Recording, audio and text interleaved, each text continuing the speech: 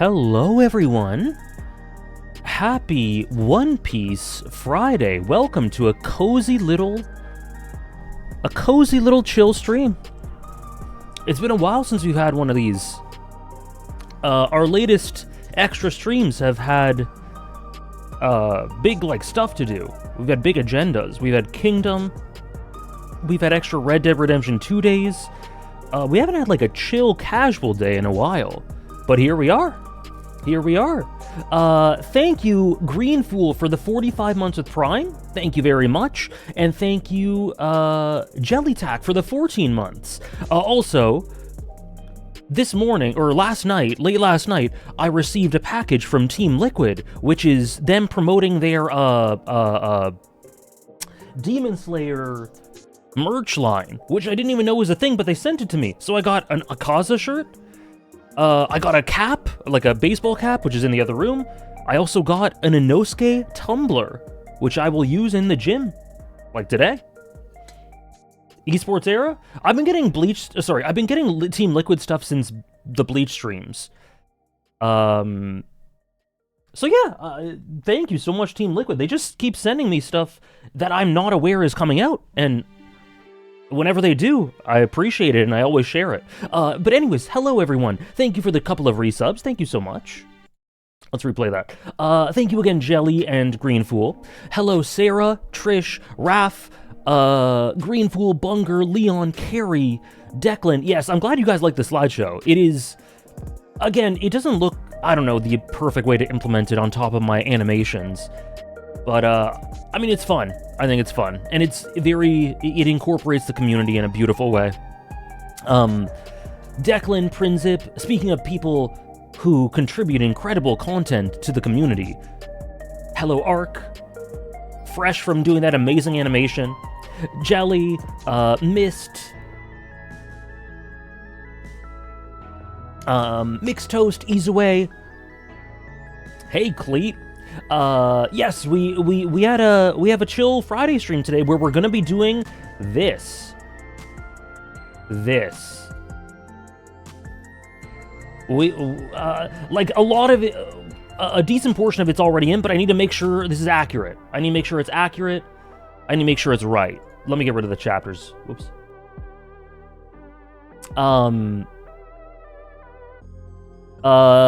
So yeah, that's what we're doing today. Darknut, Sanji, Moneymar. Oh, and oh my gosh, how did I not mention it? Yes, Metal Gear Solid Master Collection Volume 2 is real. It's real. The Discord was freaking out about it. I just saw this morning all these people going, "Where's AJ? Where's AJ?" I was busy. Thursdays are busy for me, so I can't really do much. But man,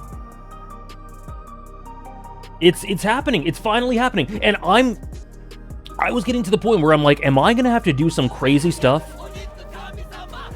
I was like, am I gonna have to do some crazy stuff to get this game working, Metal Gear Solid 4? Because I cannot wait that much longer. But we're gonna do it. 2026 is the year of me finishing. I don't know if I'll finish the series, but like continuing the series, Metal Gear Solid. As soon as is possible after August 27th, we are continuing the series on stream. I cannot wait. I am so excited. Kingdom Hearts 4, yeah. I'm gonna get into Kingdom Hearts properly down the line, maybe 2027. Probably not this year. But it'll come, and no Final Fantasy VII Re-Trilogy stuff. So, it is what it is.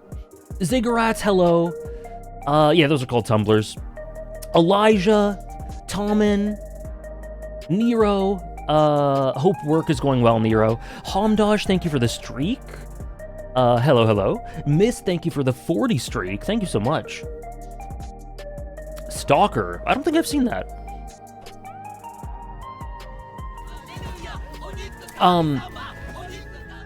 Yeah. It was funny because Hannah was streaming. I couldn't stream.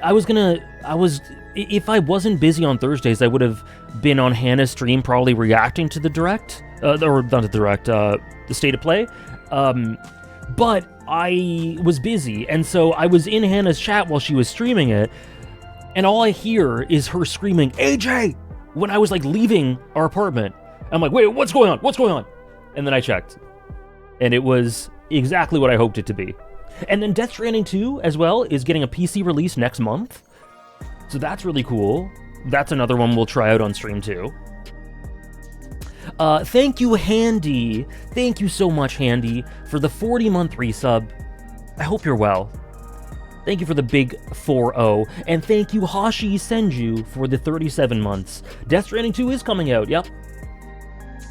Very fun times for Kojima Works. God of War remakes, that's cool too, yep.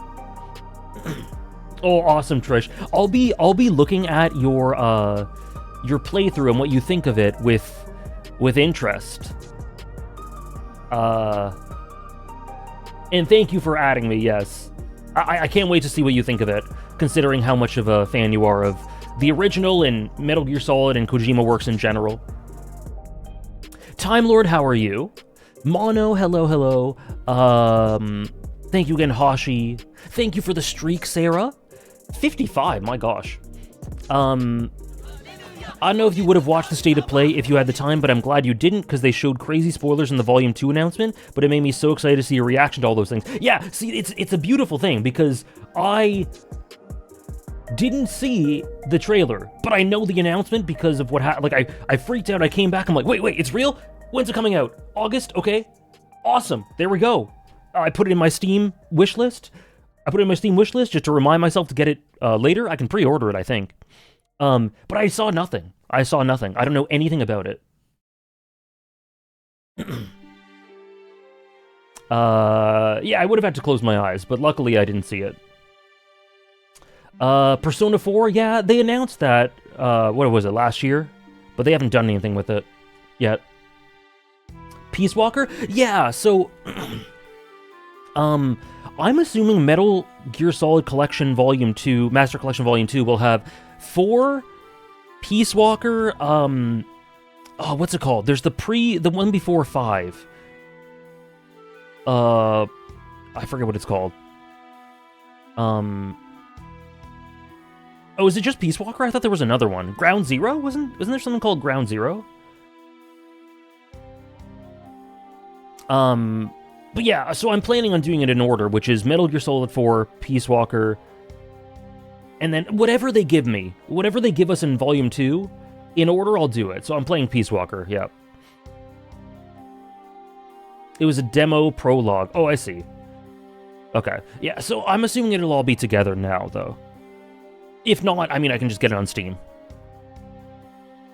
I don't actually know, speaking of which, I don't actually know what is in it. Okay, there it is. Volume 2 is 4 and Peace Walker, but 5 Ground Zeroes and Phantom Pain are already on Steam. Okay, so what we're going to do is I'm going to play 4 and Peace Walker, now that they're out properly, well, in August, and then Ground Zeroes and Phantom Pain. Ghost Babel is also in there, but it's non-canon. I've never even heard of that. Cool. Hello, Blasphemous, and hello, Diana. Thank you very much, Diana, for the 7-month resub. And, thank you very much, Diana. And, Toon Stuff. Hello, Toon Stuff. Yeah, so, it'll be lots of fun. We gotta do Dispatch, we gotta do Alan Wake 2. I put an announcement on Discord. After that, I don't know. It could be Resident Evil 7. It could be Red Dead Redemption 1. It could be Ace Attorney 5. I don't know exactly what the rest of the year holds, but it's gonna be a great year. Deltarune down the line too. I can't wait, Ray. I'm really excited. I'm really excited because, like, I keep saying this, but Dispatch strikes me as something that I could really think is bad, or that I could really love, or something in between. And either way, it'll be really exciting and fun. I know, Red Dead Redemption 1, the demand was crazy. It was crazy. Hello, Roshanaz. Hello, Ahmed. I'm doing pretty well. How are you? Devil May Cry, yep. Devil May Cry is definitely... It has been on the list for a while. And I'm definitely going to check it out. So yeah. And then today, like I've been saying, I've been needing to get this character tier list together because the last one's horribly outdated, and I'm like, why not just do it with a stream? We could do a fun little thing. If you think I'm underrating a character, or if you think I'm overrating a character, feel free to speak up. So what I'm going to do is, because I've already done a bunch of these, I'm just going to go through and be like, okay, is Luffy actually here? Are all these characters actually in the right spots? I'm going to rearrange it. I'm going to see my other tier list to make sure, like, does that feel right? Okay. And we'll rearrange it if needed, and then we'll add in the rest of these. I think quite a few of them will probably just by default go into C or B. But I'll ask for input for you guys, too. Luffy top 1, we'll see. We'll see. Yeah, it'll be fun either way, Ray. It'll be fun either way. Hello, Ked.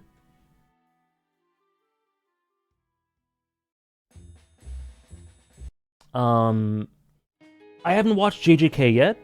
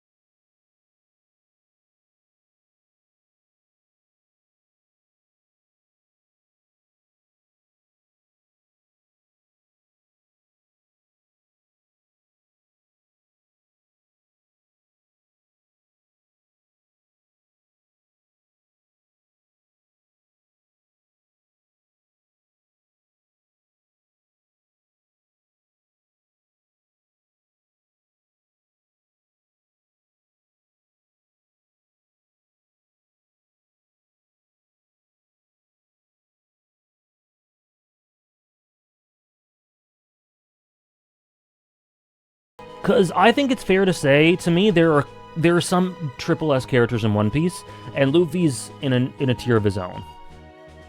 Did I think Control was ever hard when I was playing it?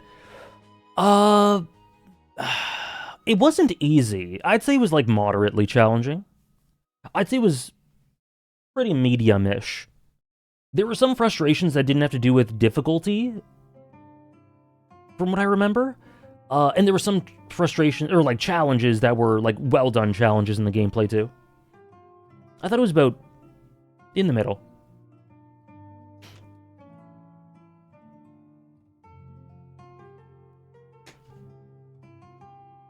Ocarina of Time and Twilight Princess, yeah, they're very Souls-like to me. Especially the story is also very subtextual. I think people often underrate how influential Zelda probably was for Souls games and how similar they are. Yeah, there's sometimes they just put you through a gauntlet and it just feels kind of endless. I definitely feel that, Sarah.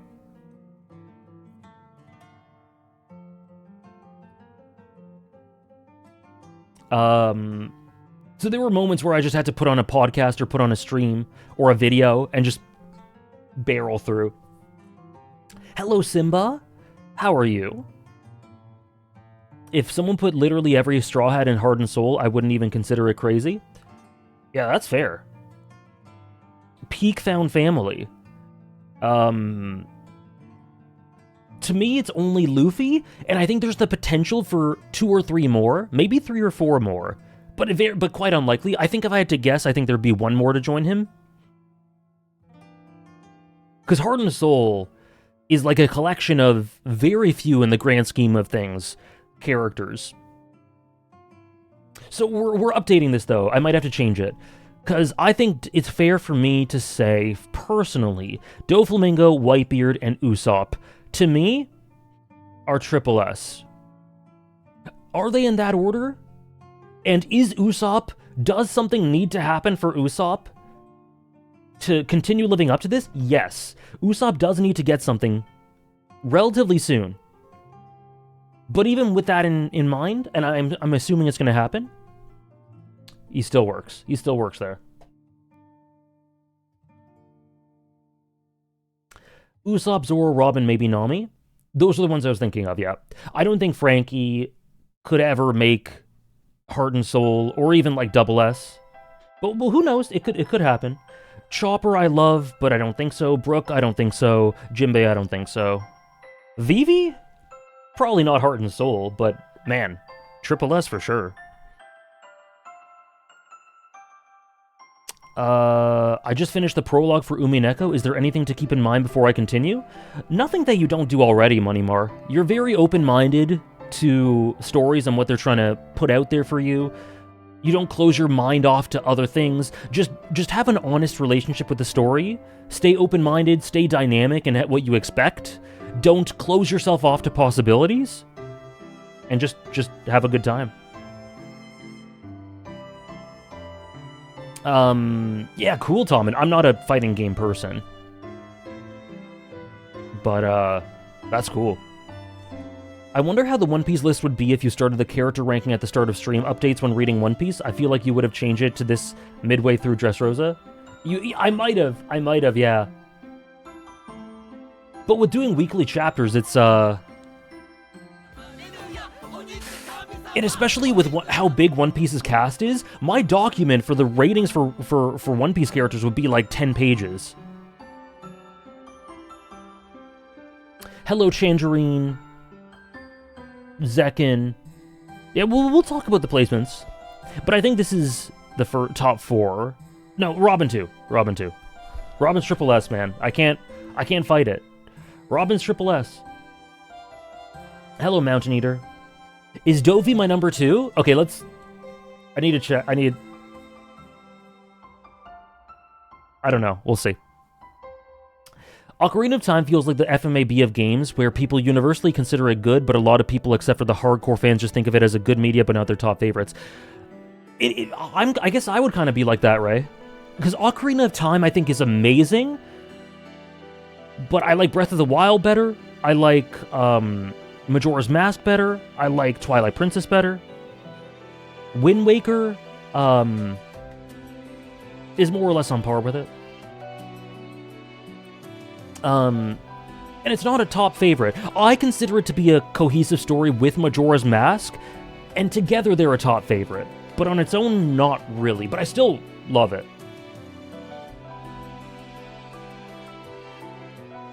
Thank you, Blackhawk, for the 41 months. So glad I could find time to catch this mini celebration of One Piece on my birthday. What day's today? February 13th.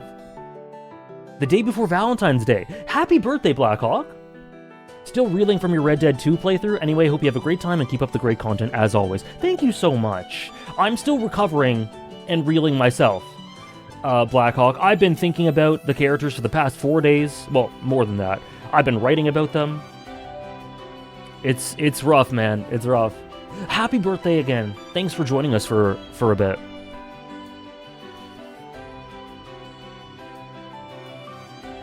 How many of these characters would you say are 10 out of 10?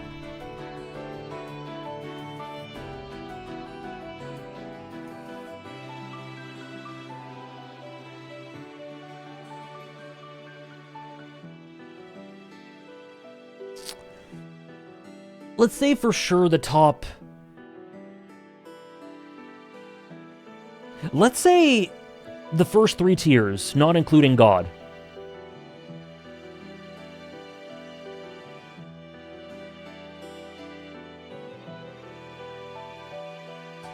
Double S plus and above.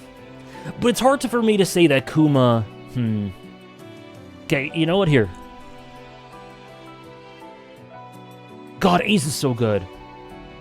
Okay, this is what I'll do. Vivi... Okay, I'm getting ahead of myself. So, to answer the question, Doflamingo is no longer my second favorite. My second favorite...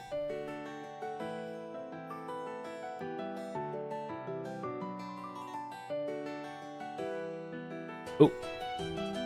Whitebeard. And Usopp is probably... Usopp and Robin could overtake Doflamingo once they... Robin could, honestly. Robin might be ahead of Usopp at the moment. I think Robin might be. Usopp has the highest ceiling in the entire story. Higher than Luffy. Usopp's ceiling is higher than Luffy. It's higher than Doffy, Robin, Whitebeard, Roger, Kaido, like anyone. Shanks. Usopp is the highest ceiling in the series. But we're in a lull for Usopp at the moment. Relatively. So, he's chilling in 5th place. I think Robin's ahead of him at the moment. And if, honestly, I think Robin's actually ahead of Doffy, too. I think Robin's 3rd. I love Robin so much, man. I love her so much. Does Sanji have a peak possible rating for you because of his horny... So Sanji, to me... Okay, I'll talk about Sanji when we get there. It's a good point.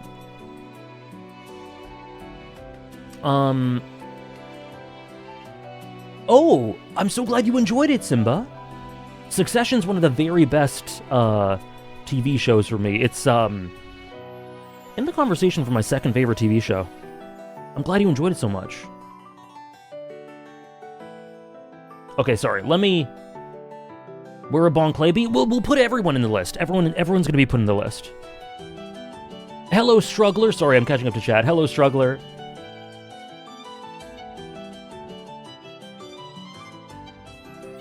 How would things shake up if Doffy gets more stuff too? Oh, I think he will get more stuff.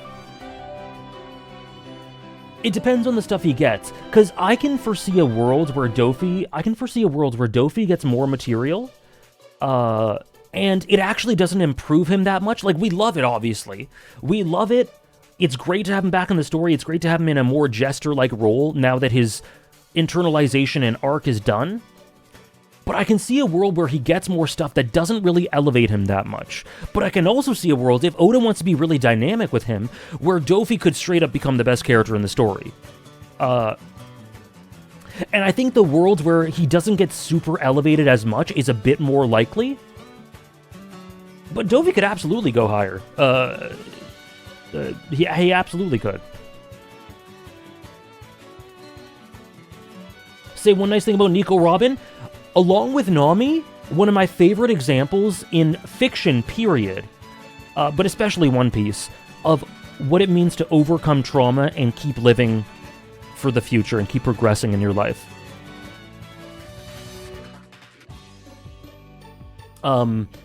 Nami through symbolism, Robin through sort of emotional storytelling. Not that Nami doesn't have it, but you know what I mean. Nami's tattoo is so incredible for that. Partly Heg, but also partly because of the flashback. Whitebeard's risen for me because of his dynamic with Rocks, the stuff we see in the flashback, kind of how we can see him integrating the elements of fatherhood and family in the past. To me, all that stuff is genuinely incredible.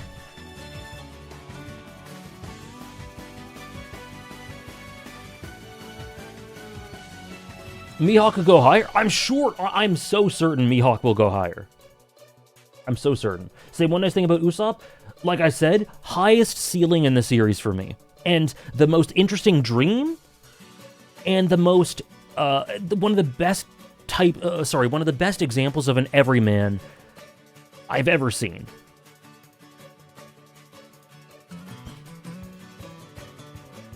Yeah, definitely, Heg. Definitely. To me, I'm not... So someone just said in chat, if Usopp doesn't get something this arc, then he's going way down for me. I don't really subscribe to the idea necessarily that, you know, this arc, this character needs to get this. Necessarily. Like, it's been 3 arcs since a character got a bunch of exploration, now it's time. It's all fluid to me. And if they're not getting stuff recently, that doesn't necessarily mean it's bad for the character. However, in an arc where we are in Elbaf, which is the crystallization of so much of what Usopp's character is about, if there aren't some repercussions that lead to something immense for Usopp, maybe it doesn't necessarily have to be all of it in the arc, but shortly after it. It's and along with that, the fact that Usopp hasn't really gotten a ton of huge stuff lately. Not like Robin has, or to me Zoro has in some ways, or Brook. I would be a little disappointed, because I think it's time. And I'm not saying like it has to happen in the next 5 chapters. You gotta think of One Piece as a longer term thing. When I say it's time, I mean in the next 50. 40 to 50 to 60, something like that.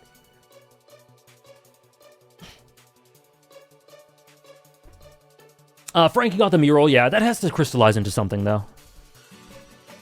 Yeah, it does depend. But, like, it's Elbaf. It's Usopp. So this has to have something on him, and it is having an effect on him. Literally, last chapter, he said, what did he say about become the... What did he say about Elbaf culture and the Elbaf I dreamed of, the kingdom I dreamed of, right? That it's clearly leading to something. So I'm not worried at all, but it does have to happen. Yeah, Casey Fusion, check the Discord. Check the Discord. I put an announcement out.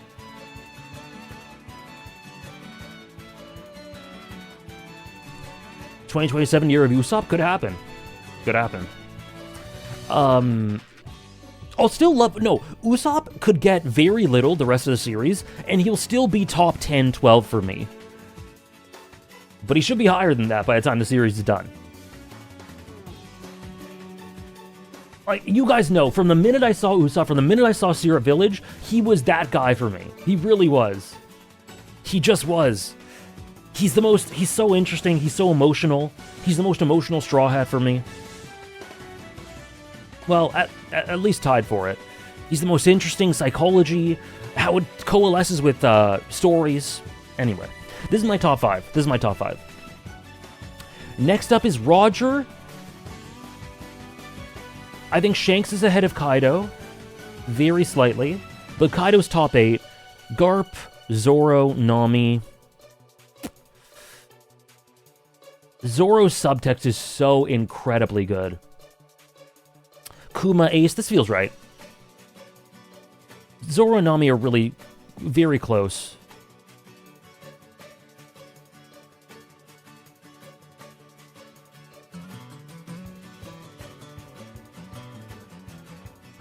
Oh yeah, Prinzib, we've been talking about this for years now. Remember post-time skip? I said if Robin just vibes the rest of the series from chapter 600 on, she's still one of the best characters in the series. And she hasn't just vibed.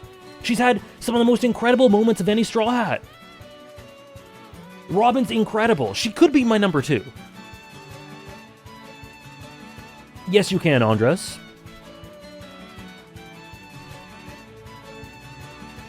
Garp, Zoro, Nami is tough. For 9, 10, 11. It's really close between those. Based Nero. I just talked about that, Andres. I just talked about that. TLDR, you could go back a few minutes in the VOD, but TLDR, Usopp's been good post-time skip, but he is in need of something soon, especially considering, and by soon I mean One Piece soon, especially considering the context of the current arc and how it applies to him.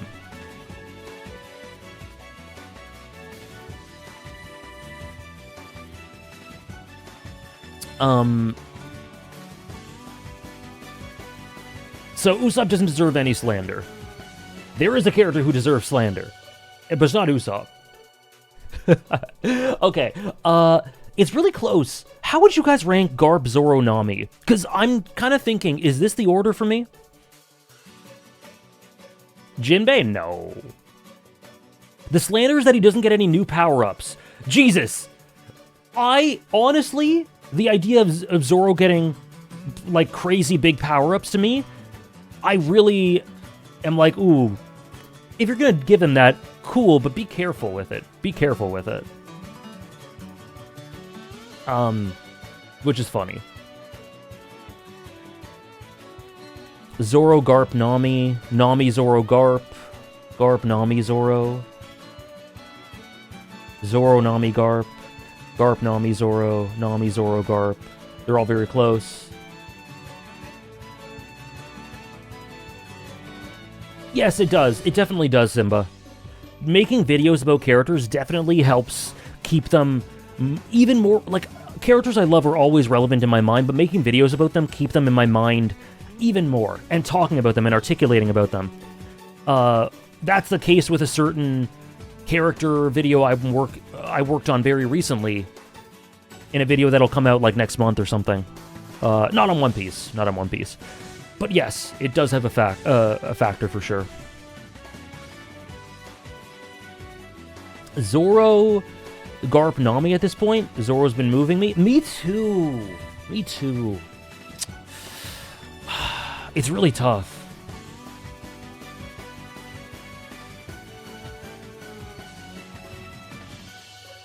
Nami, Garp, Zoro. Nami, Zoro, Garp. Yeah, me too sometimes, Struggler. Me too. Aizen? I'm not making a video on Aizen. I promise I'm not. But Aizen has taken over my mind completely. He has aged way better than I would have thought. Nami's top 3, while you have Garp and Zoro top 20 or 15. No, Zoro's subtext is unbelievable. We've talked about it for hours. I think I'm going to keep it like this. I think I'm keeping it like this. Until Zoro's subtext gets more expanded upon, I think this is fair. This is fair for me. And I think, talking about it now, does Kuma have any flaws as a character? No. Kuma's basically perfect, but I don't think he's on the level of these characters for me. In fact,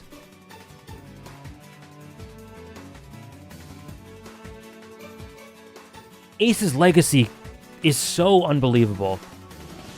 I think actually Ace is on that level for me. What if I said Rox is better than Kuma? Honestly, good take. I like it. Yeah, Kuma's ceiling is not on the level of the people above him and some of the people next to him. For me, for some reason. Like Blackbeard, I don't think Blackbeard's as good a character as Kuma, but I think Blackbeard has quite a significantly higher ceiling for me.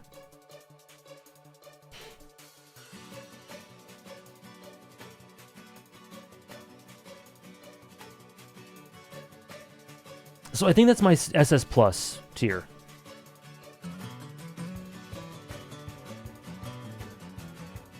Top 5 Ace? Where is he for me? He's 12 for me. Garp's amazing. Garp's incredible. Simba. He's so good. Top 5 recontextualized early series antagonist. When we talk about it earlier, it can be first arc Zabuza or it can be end of the first saga Arlong. Okay. La Brea. La Brea is the first one I think of when you say that.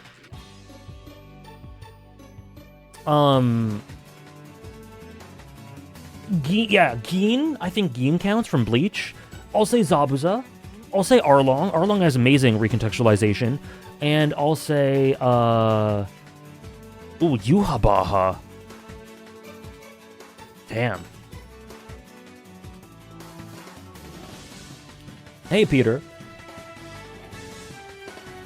Shigaraki.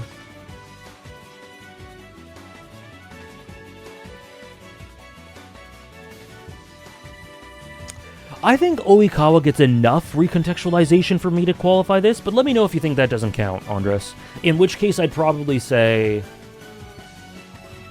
in a weird abstract way, Yuhabaha.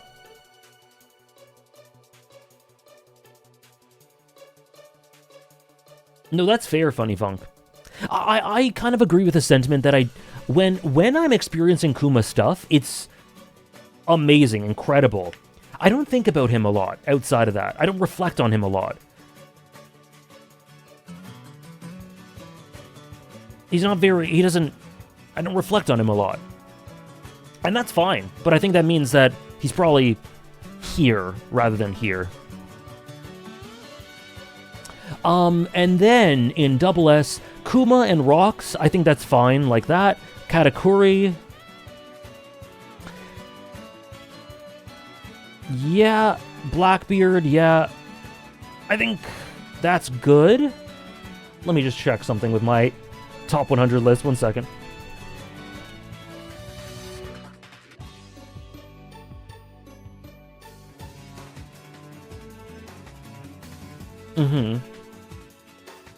Yep, okay. Vivi's there's good. I think...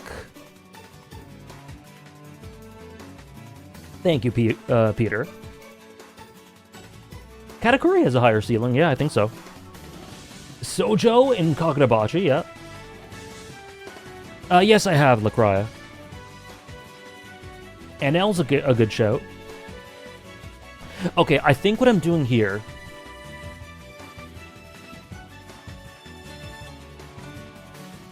Nolan double S, Buggy double S. And then... Sanji, Emu, Momonosuke, Odin. I think Harold and Loki are S+. On the balance of things, I think Law as well.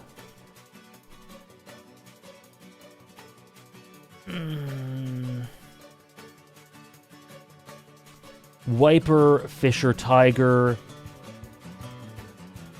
Let me cheat a little bit. And let me say Brook, under the assumption that his Gunko stuff is going to be carried out really well, because it's already cooking really well.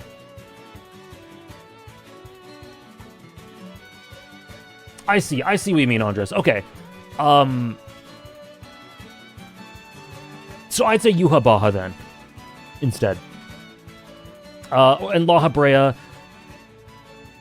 Arlong, Zabuza. I said someone else. NL in a strange way.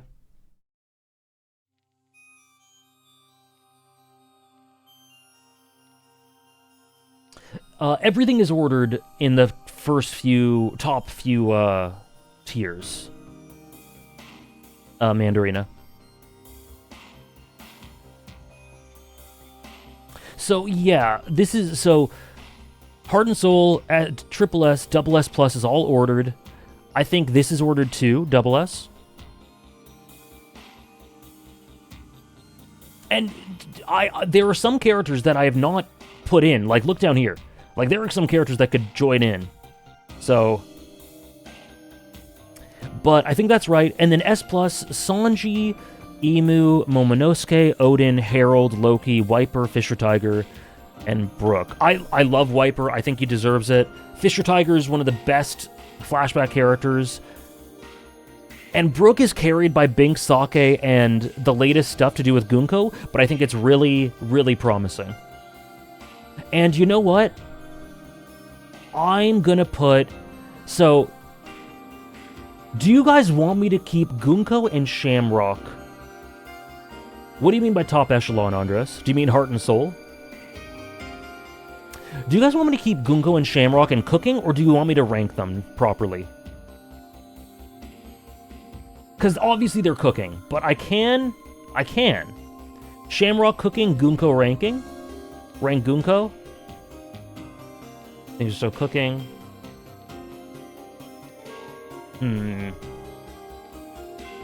I kind of like the compromise of ranking Gunko and keeping Shamrock cooking. Shamrock is very built on subtext.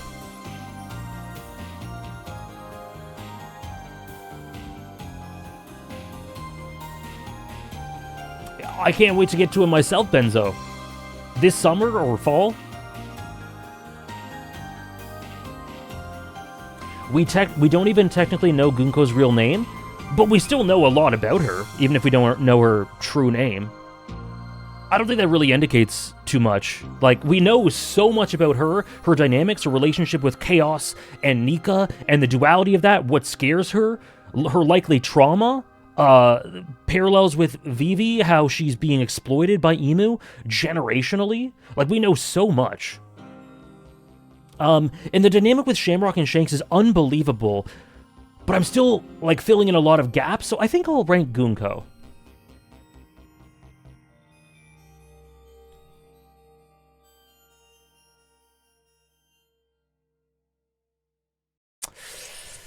Oh, there's so much unknown. If Loki is S and S plus and Harold's S, I'll put Gunko here, middle of S, like around here.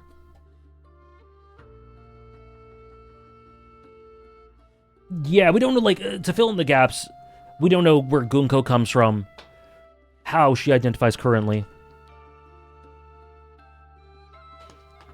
Scam Slop and Goon Arrow. Say one nice thing about... Wait, did Andres reply? Oh, okay. I'm still waiting for Andres' answer. Tachibana Yakuza 0.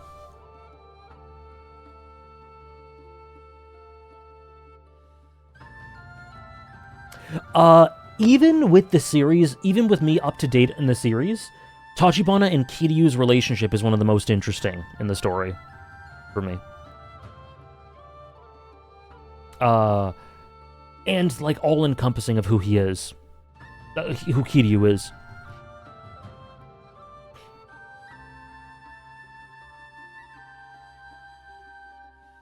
Okay, Andres, I see what you mean. So I would then say it's the top 3 tiers.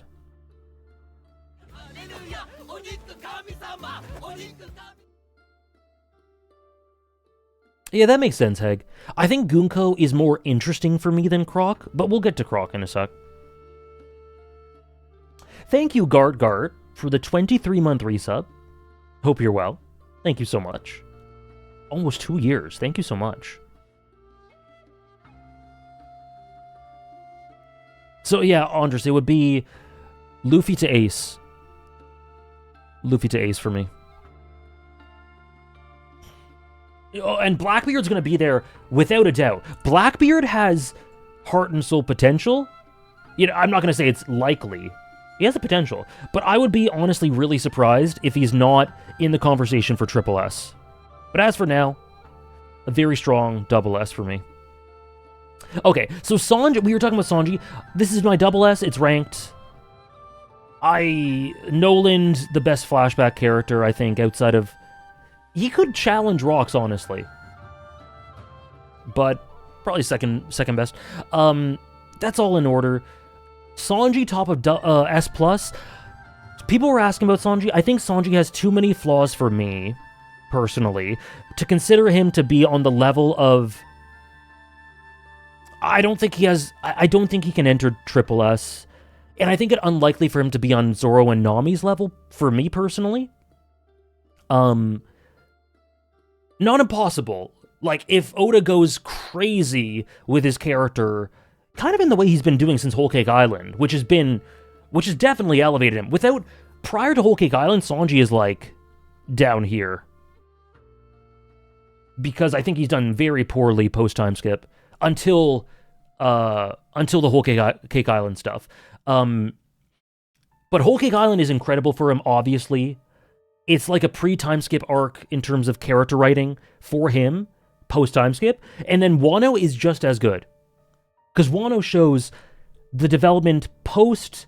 Like, it's one thing for him to learn what he should do and that he has a family and he can lean on them in Whole Cake Island. It's another for him to actually grow enough to implement it and ask for help from Robin.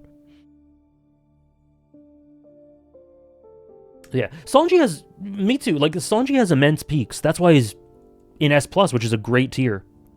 And if he continues that way, he'll be in double S. But that's where he is for me. True, Trish. Yeah, Fishman Island Sanji is not good. Punk Hazard Sanji is quite bad, unfortunately. Roger's the flashback character, if you think about it. I disagree. Roger's an everything character. Roger is One Piece. Roger's in every panel. His influence is everywhere. He is present in flashbacks, but he's also spiritually present in a way that is different from every other character. How do you have Emu at S+? Incredible thematic antithesis for Luffy. Lore-wise, just incredible scope and devastating. The way that Oda presents the character is unbelievable. Really sells the weight of their menace and malevolence and the evil of oppressing the truth that they're doing. I was actually talking with Hannah about this. How appropriate is it that Emu covers the world, oppresses it with the sea, right? With water. And those who seek freedom... and who are embodiments of dreams through the devil fruits are weak to the sea. I think we probably talked about this before, but like, how genius is that? They're weak to water, which is represented by Emu, who tries to block out dreams and freedom and truth. Like, that shit is so good. Stuff like that. The dynamic with Luffy, the juxtaposition with Blackbeard is incredible. The way that the more we learn about them, the more and more they feel juvenile and brittle and insecure and fraud-like.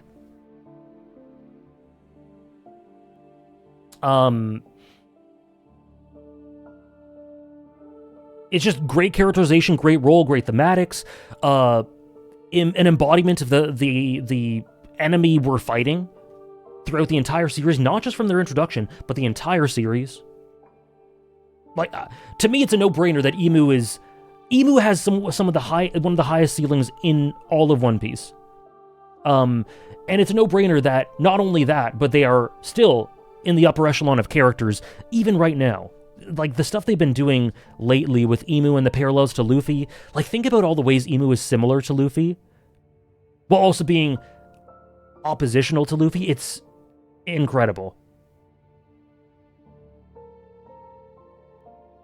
Momonosuke, one of the best arcs in all the series, and a dynamic with Luffy that makes my heart swell. I adore Momonosuke, and I really didn't like him When he's introduced in Punk Hazard, everything prior to Wano, I'm like, who is this kid? Who are you? I don't like you. And my heart swelled so much for him.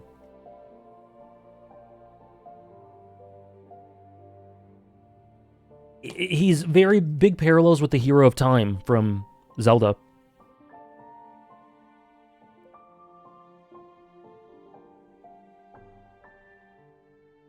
Joy Boy? Could be. Could be. Joy Boy's a lot of implication. One of them for sure, Green Fool. Definitely one of them. I feel like Blackbeard fits that role so much better than Emu. How? Blackbeard didn't use the sea to oppress truth. Blackbeard is does not fulfill any of the roles I just described about Emu. Blackbeard is actually more in line with the protagonistic nature of Luffy fighting against that, whether it be intentionally or otherwise. Blackbeard doesn't represent an oppression of truth, an oppression of others. Blackbeard is an oppressed person who then strives for freedom through destruction. Emu was probably traumatized and or oppressed in the past, but then uses that to wield that oppression over others. They're completely different, while being an interesting, similarly significant antagonistic force, but they don't fulfill the same role at all.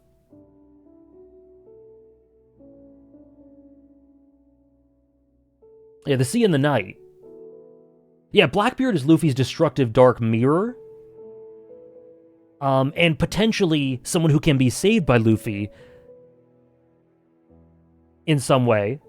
The last flashback gave us an idea of why. Whereas Emu has parallels with Luffy as well, specifically through their naivete, tunnel vision, juvenile nature, childlike elements, lack of evolution, in a way that isn't actually characteristic of Luffy.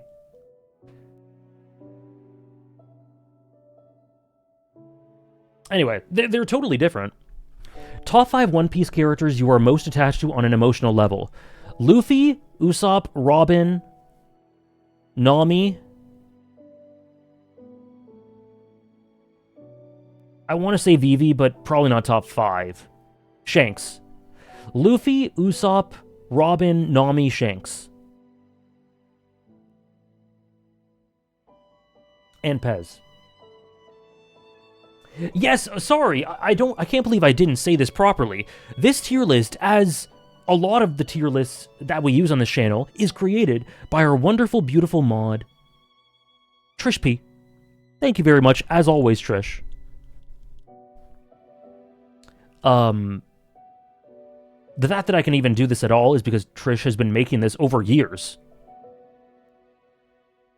So yeah, Odin, just top to bottom, awesome, amazing character. Harold and Loki, I think Harold's slightly better, like slightly just a hair better than Loki, just because a bit more comprehensive, but I'm sure Loki will very soon go up to double S. Wiper, Fisher Tiger, Brook. Wiper and Fisher Tiger basically have no flaws to me. They're incredibly powerful characters. I'm one of Wiper's biggest fans. Brook, I already explained. Dragon? To me, the flashback fills in so many gaps, and while it doesn't make the execution throughout the story better, it makes it somewhat worth it. And don't get me wrong, I don't think Dragon's character is complete at all. I think there's still a lot to come, and I still expect more from Oda for Dragon. And I would be disappointed if there wasn't significant amounts more. But his flashback stuff is so good. So good. That's true, Kai. That's true. Emu gets recontextualized in ways too. Or recontextualizes earlier parts of the story.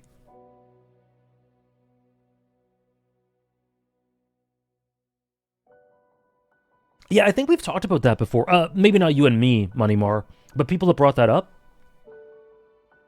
Could be. Could be.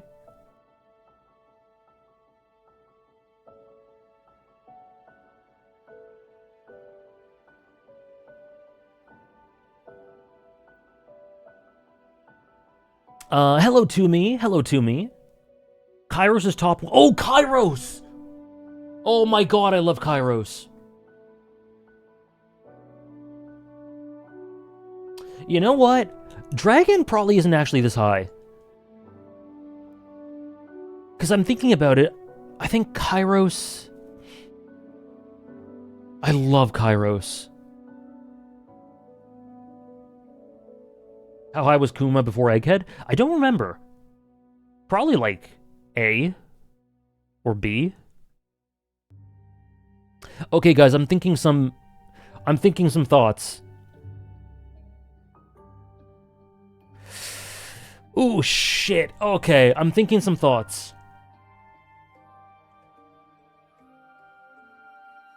Yeah, okay. There are some characters that need to make their way up into S+. Kairos is one.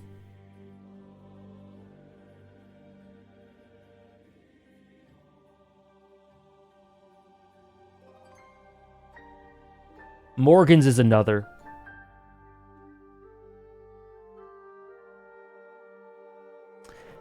Aokiji's another. And Kizaru's another. I know, it was crazy, Declan. That's great to me. Black Sail Season 1 is significantly worse, in my opinion, than the rest of the seasons. So if you're enjoying it, and it's growing on you, that's a great sign. Season 2 is such a huge elevation. Not to say Season 1's bad. I still think it's good. But if you're enjoying it, that's a great sign. Okay, and then... Dragon, Chopper, Jinbei, Fujitora, Corazon, King, Calgara, Conjudo, Kinemon, Gunko, Carrot, Mihawk, Big Mom. Mihawk's probably below these. Hiralook? I think Hiralook is probably higher than this. Big Mom's probably higher than this. Big Mom and Conjudo are about in the same spot for me. Hiralook is probably... Oh god, King's so good.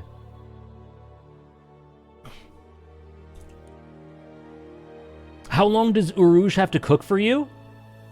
What do you mean? Because, like, he doesn't have to cook any amount of time, but it's like, he doesn't deserve any other... Like, where else do I put him? I don't really care how long he cooks. I can't put him anywhere else.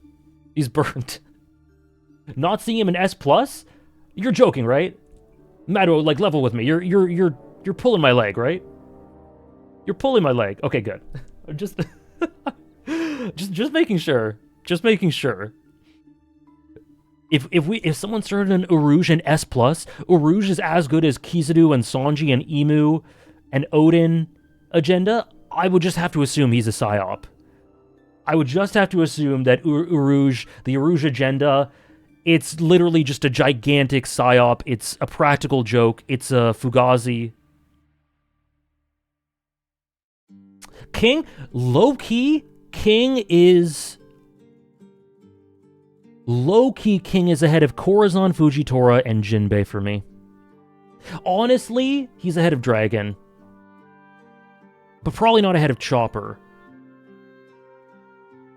Yeah.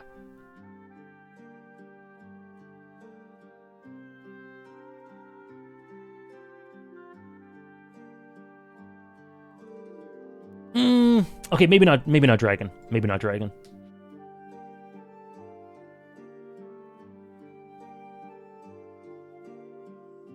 Yeah, that's good. That's good. That is a Rouge, Simba. Top 5 One Piece characters that had an impact on Luffy? So, like, Zekin, do you mean... Sorry. Hello, RC Ruler, by the way. Say one nice thing about Koala from One Piece. I really like her design. I think she's got a really cute design. I don't really think about Koala too much. Top 5 One Piece characters that had an impact on Luffy. So do you mean, like, the top 5 impacts that characters have had on Luffy? So, like, am I ranking them by the impact they had on Luffy? Or am I ranking them by how good a character they are?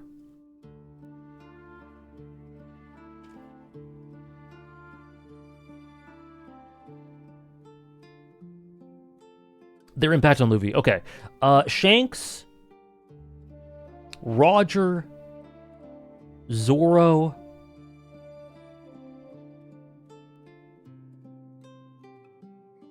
Ace,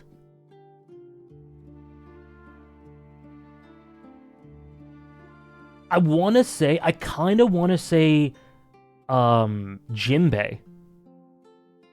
It's kind of a weird one to say, but,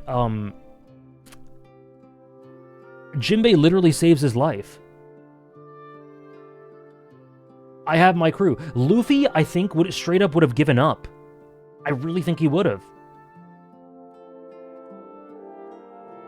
Let's say Jinbei. Rayleigh's huge, of course. Nami's huge. Vivi's huge.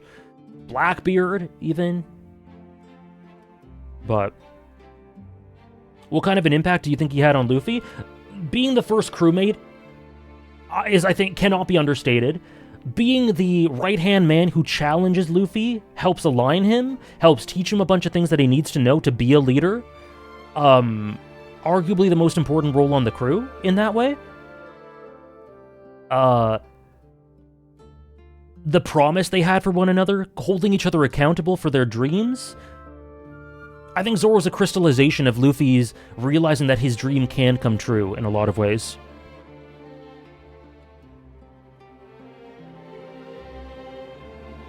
Yeah, Water 7. Okay, so this is probably... Kizaru's... Yeah. Morgan's is probably last here. Brook is probably last as well. Behind Morgan's. Maybe we're just ahead of Morgan's. Yeah, that's probably good.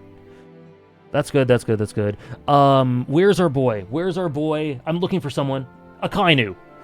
Akainu's fascinating. I don't think Akainu's quite as good as Aokiji or Kizaru, but Akainu's really good.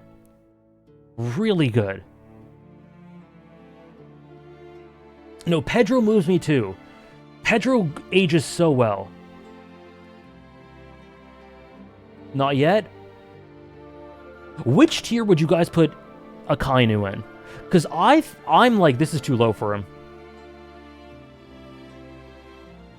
Which tier would you guys put Akainu? He's definitely too low in S. He's at least got to rise a lot in S. I am thinking potentially S+.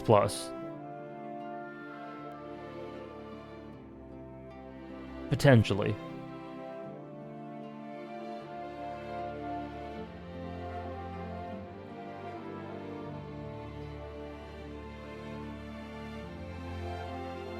Yeah, most people seem to say higher S or S+. Yeah, the Admirals are incredible, honestly. I love what Akainu's been dealing with lately. And his inaction versus his action, what he wants to do, yet being kind of paralyzed to do anything. People make fun of him, but I think that's actually really powerful. I would put him, let's say, S+ for past Fiji.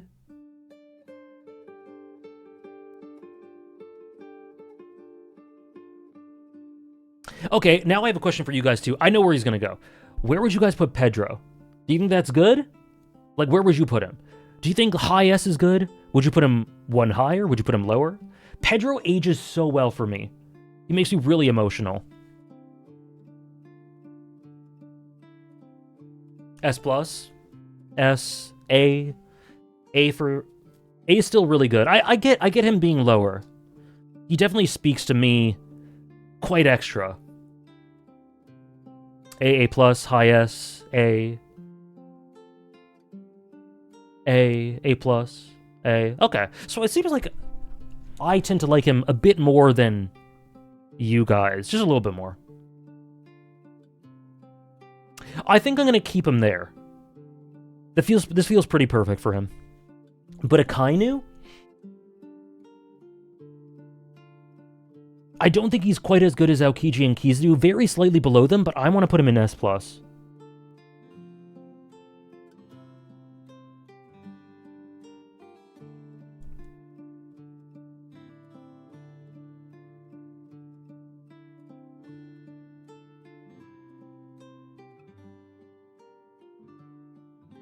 Above Law? yes. King's good there. Jinbei, Fujitora, Corazon, Hiraluk, Kalgara, Conjudo, Big Mom, Kinemon, Gunko, Carrot, Mihawk, Otohime, Arlong. That seems good. Now, does anyone go up to S?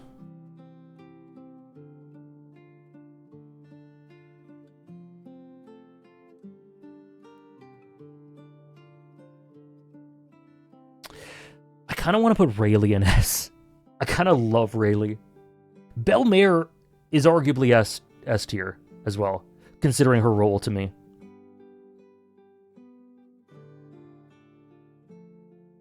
Croc?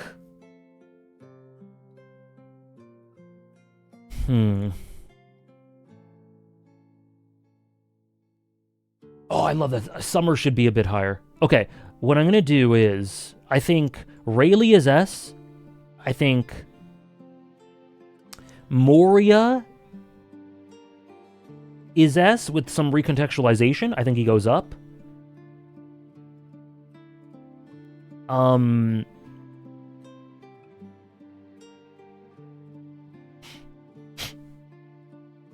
Who did I say? Belmare. Belmare to me is S. Kobe does go higher, but he's not quite S. But I think he's top of A+.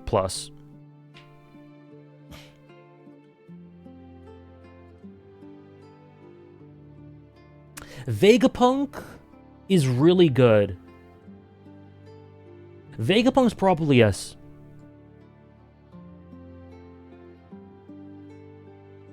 Shirahoshi? I do like Shirahoshi a lot. I think she's around here, like high A+. Crocodile, Cricket. I think Crocodile is probably... The thing with Crocodile, I think Struggler mentioned it, some other people mentioned him. I feel like I'm missing something. People love Croc, I get it, I really like him. He's A+, that's a great tier. But I feel like there is something to be unlocked for him that hasn't been, for me. For me to really think of him and be, like, awed by him. I feel kind of similar with NL, but I actually feel like I feel like that's been unlocked for NL, and the only thing preventing him from going higher is me thinking about him more, or rereading Skypia. I don't love Crocodile. I really like him, but there's a bit more for him in my mind that hasn't... It's like there's a bit of there's something stopping him. And that could be unlocked by more material, of course, but I don't think it's there for him. Whereas like someone like NL, I think just thinking about him more could put him in S. I know, Struggler. Yeah, that's fair, Trish. I have that with a few One Piece characters. Yeah, I think... I have confidence Crocodile will be S, or even higher. But I think for now he's A+. Same with Kobe. Kobe preventing the war moves me so much, or stopping the war with his courage, is one of the best moments in the entire series. His dynamic with Luffy, how he's working from within the law, what he means for Garp. No, I think Kobe has to be S. I think Kobe's S for me. The more I talk about it, the more I'm like, why isn't he S? And he's probably around there. Crocodile's there, Bonnie's there, Shirahoshi, Marco, Cricket, NL. This is generational. Lives are changed in this moment. Trish died a little inside. I'm sorry, Trish. Thank you so much, Cal, for 4 years at Tier 3. Welcome to the 4-year club. Enjoy that new 4 on your badge. Thank you so much for the Tier 3. I really, really appreciate it, Cal. I hope you're having a great end to your week. Thank you so much. The Tier 3s are so essential and so appreciated. Thank you so much. And yes, Robin top 3. Robin's honestly close to top 2.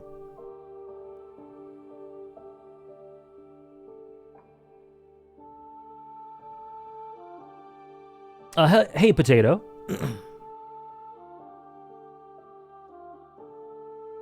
Yeah, Crocodile has tons of material that's really cooking that I really love. Potentially, but I think I need a bit more for him to go to S. That's good. Sengoku's good. Hancock, Tama, Frankie, Bellamy, Hody Jones.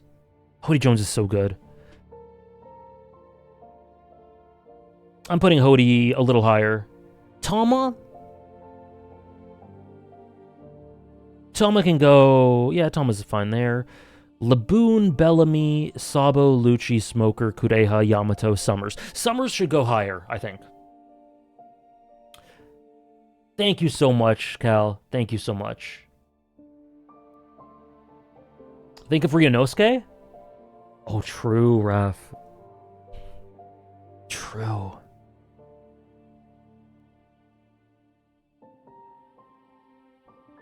Yamato... Yeah, I've loved Yamato's cover story. I think that's kind of the stuff I've been wanting for him. Lucci should be a little higher. Yamato, I think, could go up a few spots. Lucci deserves higher than this. I think Lucci is... Lucci... Oh, and he's developing a little bit, too. Honestly, Lucci, for me, is probably top of A+. Smoker, my guy, my son. I say of this, like, guy that's older than me by quite a bit. My son, I pray for you. I believe it'll happen. Maybe.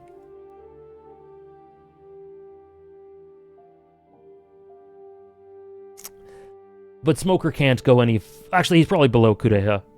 Sabo... That's fine. Sabo's there. Sabo is good there. Summers, Summers is such a great hate sink. I'll put Summers there.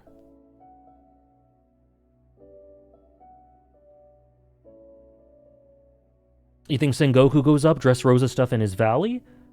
This is incorporating that stuff already. Crocodile S tier? Yeah, not for me for the reasons I talked about.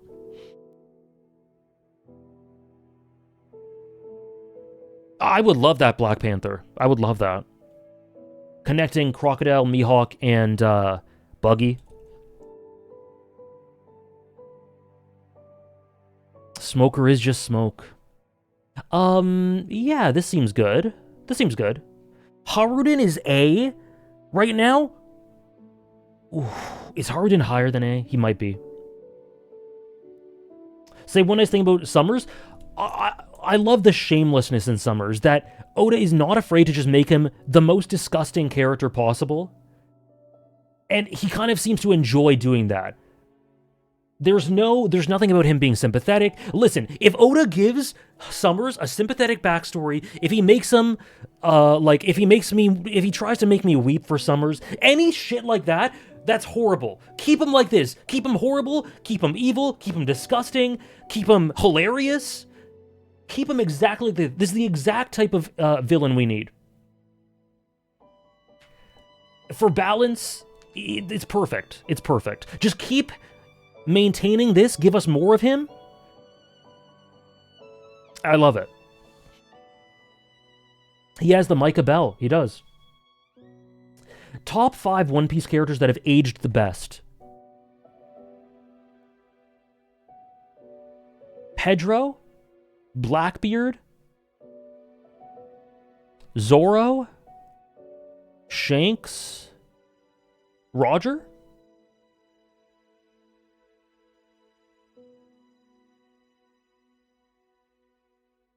Haruden has such potential. And he's still really good now with the dynamic with Loki. Oh, Ace. Yeah, sorry, I forgot Ace. Ace for sure. Hero Look with one of the most underrated dynamics with Kaido.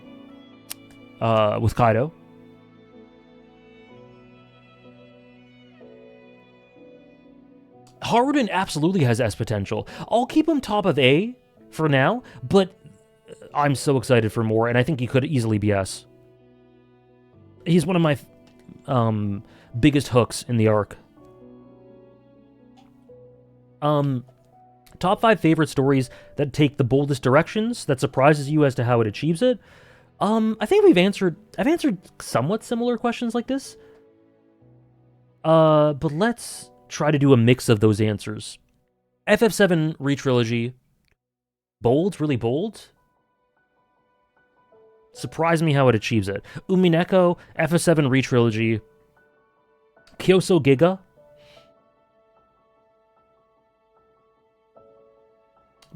Bleach. JJK is a great one for that, actually.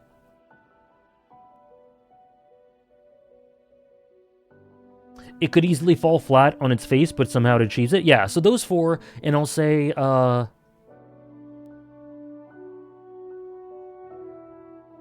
Hunter x Hunter. Chimera Ant could have sucked ass. It really could have. If it wasn't properly built up, if the execution was poor, it really could have been bad. It easily could have.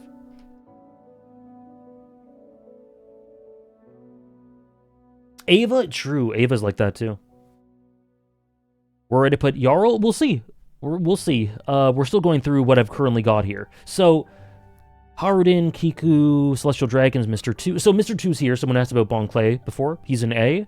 Iceberg, Gabon, Eva, Ganfall, Kid, Zunisha, Gaimon, Uta, Tashigi, Dalton, Garling, Lilith. That feels okay to me. That's good. Garling, yeah, that's fine.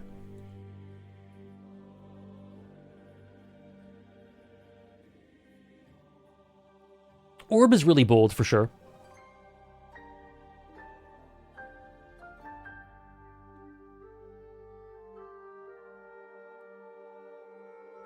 I don't know, I don't really see this, yeah, I get the impression that Bon Clay tends to be lower for me than most. I still think he's good, obviously, he's an A tier. But I get the impression that he just hasn't impressed me as much as most people. I don't know, I don't really... To me, it's just a natural place to put him. Would swap Pedro and Bon Clay?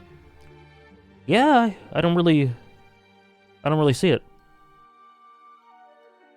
Understand why he's beloved, though, of course. Well, I saw the episode, Peter. I saw that one. It's great. It's great. That's why he's in A. Okay. B tier, this is all good. I think this is all good.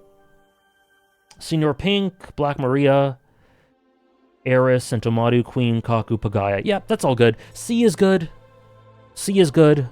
Speed is a slightly negative character. A bit more than slightly. Absalom is shit. Cooking is Shamrock, Bocce, Uruge, and Ugly is Pez. Okay, so let's add more. Isa. Eris could go higher in B with more stuff. Yeah. Uruge should go burnt.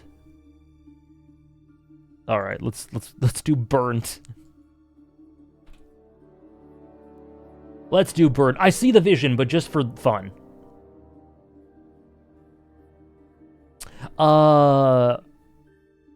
Okay, Isa for me is B. I'm probably not gonna super rank the ones in B and below.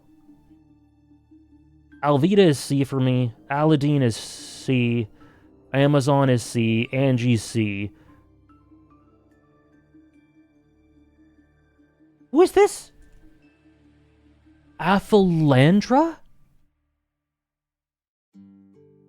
I don't even remember who this is. Who is that? Oh, Amazon Lily. Oh, okay, okay. Oh, the tall one. Oh, she was good. I forgot about her. From the image, at least. She was pretty cool.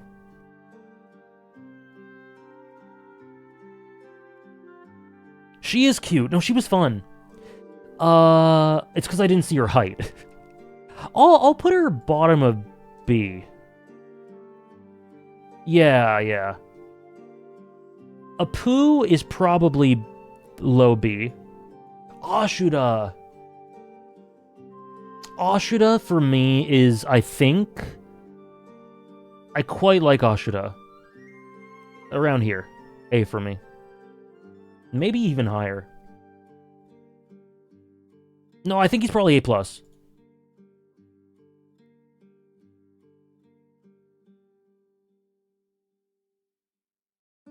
The anime adaptation for his stuff is really good.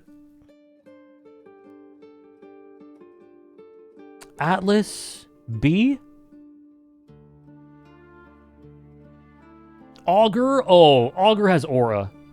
Augur's aura, his allusions to fate, that alone puts him in B, ahead of Kaku. Baby 5. I talked about this before. In my opinion, you have two characters who are part of Doflamingo's Dressrosa exploration stuff, right? You have Senior Pink and Baby 5. I actually think that Baby 5 is the better executed character. In terms of the way the flashback's integrated, how natural it feels, how powerful it is. So I think Baby 5 is actually better than Senior Pink. High B?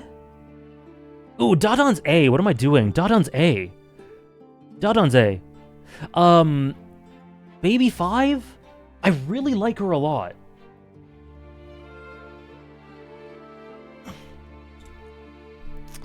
Baby 5's probably A. I really like her a lot. I'm a big Baby 5 fan. Baby 5 is one of Oda's most deft, well-executed, minimalistic flashbacks. Like, it's really well done.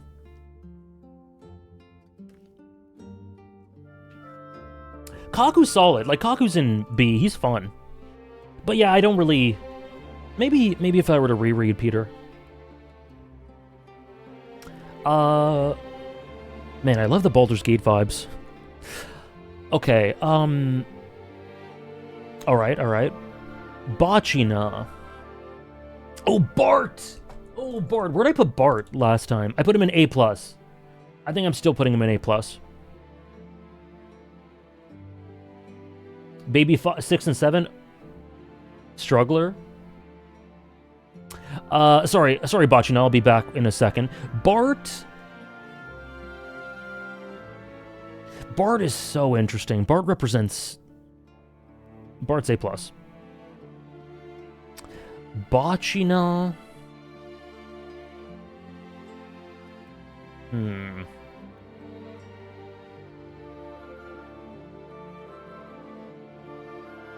Yeah, Bart and Shank's incredible. Probably...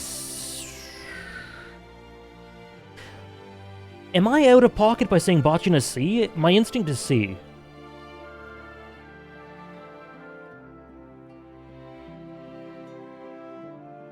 Probably not. I'm a Sierra Village lover. S? Whoa! No, she's probably B for me.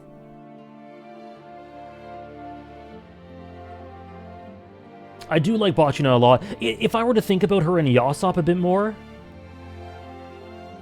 maybe that's the next step. Peak tune stuff.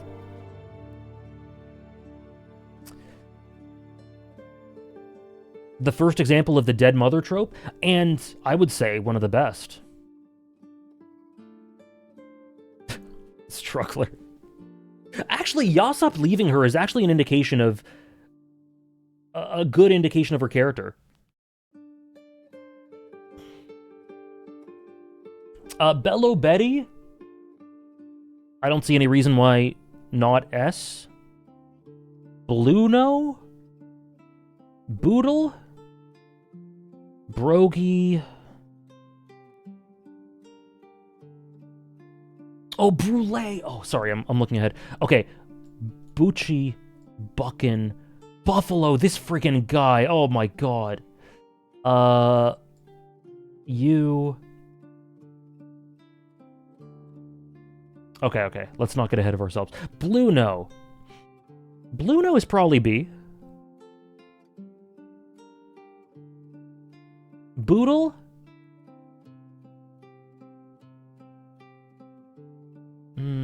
Is he C? He might be C.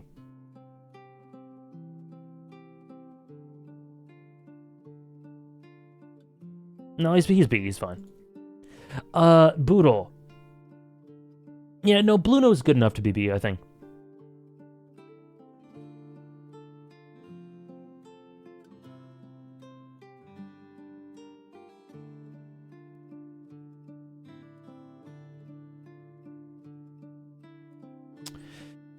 Yeah, Boodle's probably low B. Brogy, I think, goes, here-ish. Brownbeard, probably B. Probably B. Brownbeard's kind of pretty important.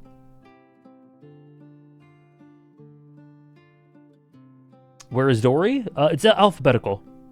Brûlée. Brûlée to me, oh, she so quickly becomes really, really good. Where did I put her last time? I put her in A. Yeah, that's where I put her just now. I would probably put her top of A. Top of A.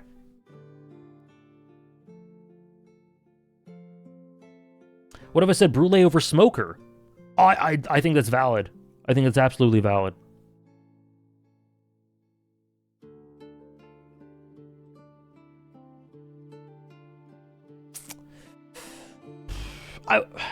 I won't put her over Smoker, but I think A+ is fair.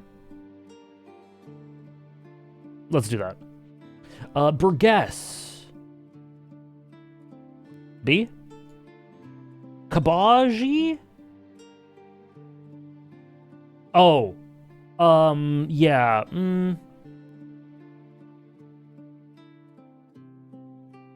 I think just C.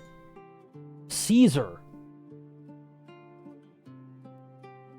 Caesar. I think I'd put B. Like here-ish. The best straw hat. Kami. Kamie. Kamie is really likable.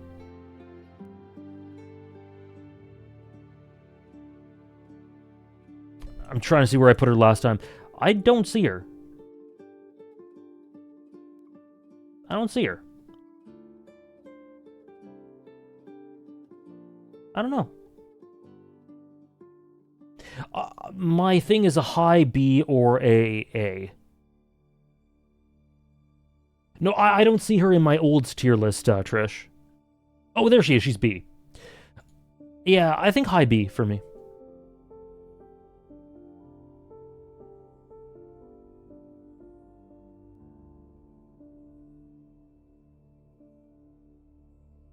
Captain John! Captain John, honestly, before the recent stuff, I wouldn't have thought about him much, but he had some cool stuff. He had some cool stuff. I will put him B.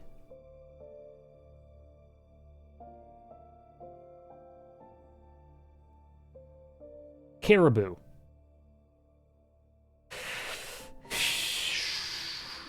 The sort of dichotomy to Bart.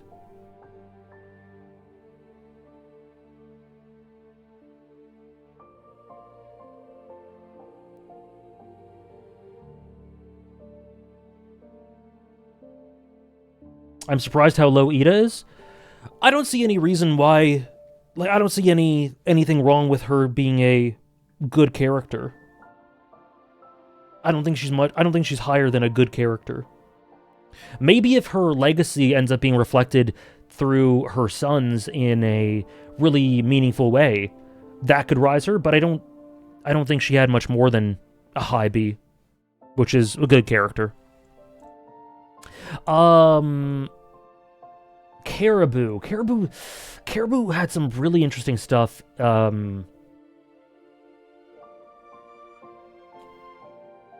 Where does he go? Where did I put him last time?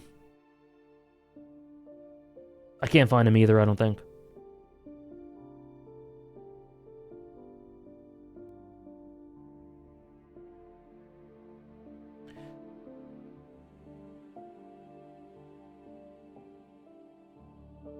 The second D tier character, it's coming. I'll put him like here. This feels right. Maybe here. Kudo. Okay, I keep dropping him the more characters I see. Like there. Carlos, Carmel's probably B. Carlos.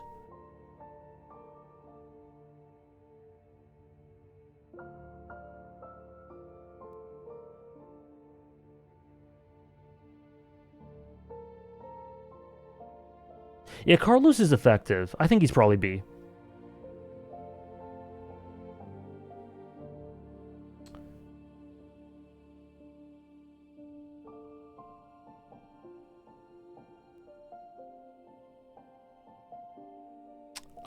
Okay.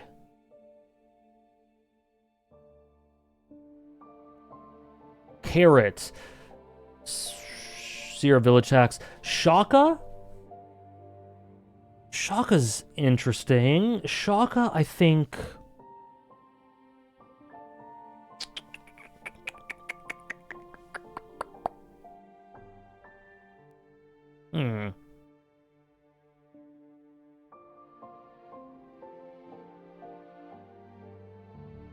Caribou's metatextually interesting. Oh, Charlo, sorry, yeah.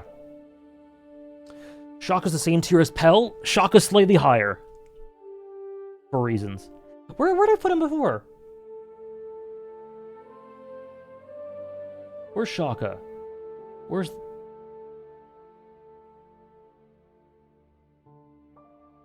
He is very resonant, I agree, Heg. Oh, okay, I put him B. I think that's fair. I think a high B is fair. Why is Lilith in A tier? Because I think she's a very cool, interesting character.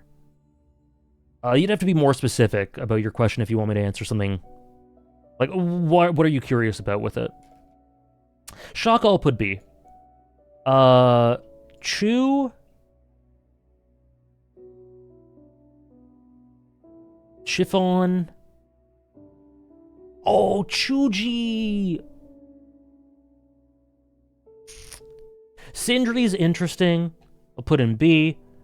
Colin is cooking, but I think I know enough to put him in B. Cobra. Oh.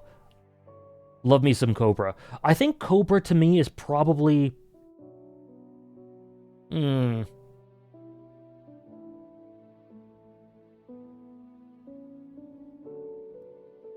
I want to say A or A+.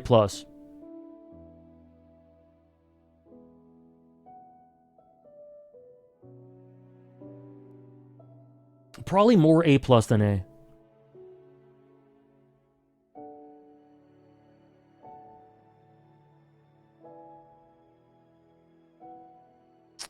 I don't know what to do with Chiffon. Where would you guys put Chiffon?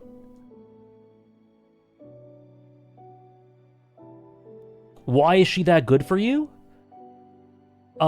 She's the foremost representation of the series' take on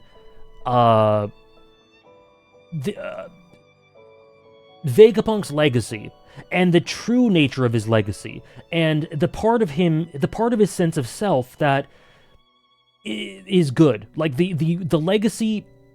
So we have York and we have Lilith, and they're two elements of Vegapunk's legacy.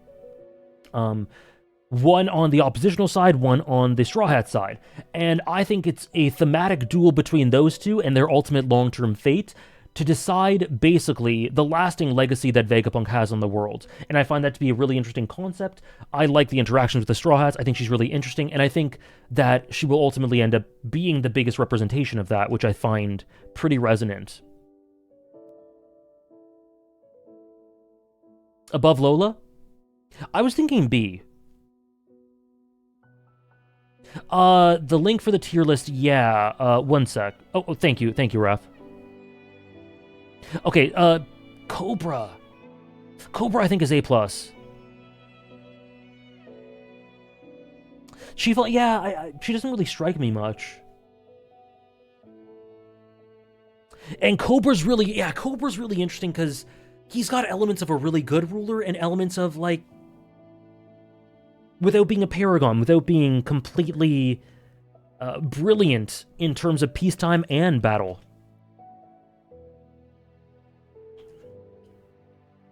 Emu and Cobra's dynamic, yeah. Oh, Cobra's really... I think he's higher than I thought.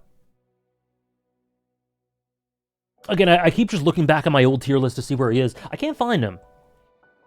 But he should have been high. I can't find him.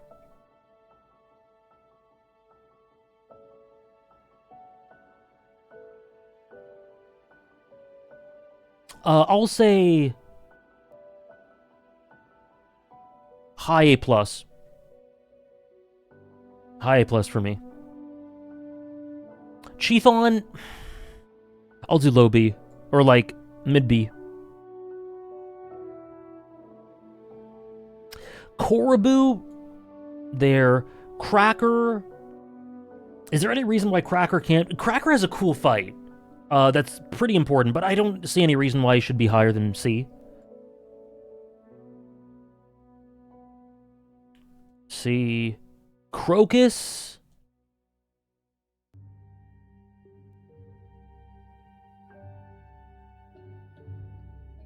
Hikuk de Rouge? He is a little shit, yeah. Crocus,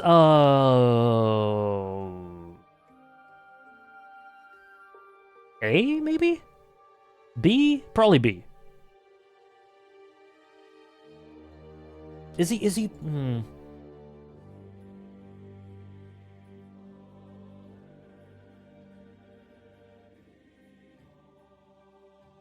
Yeah, Crocus is a interesting one. I'll put him high B. Dellinger, C. Demalo, man, Dressrosa sure was an arc. Denjiro! Denjiro! Love me some Denjiro. Love me some Denjiro. A+ for me. Around here. Denjiro's great. Denjiro's awesome. Maybe a bit higher than this, actually. So, is Denjiro higher than Frankie? Let's just put him there. Love Denjiro.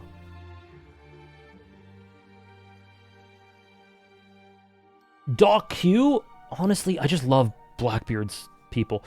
Domino, C. Don Krieg?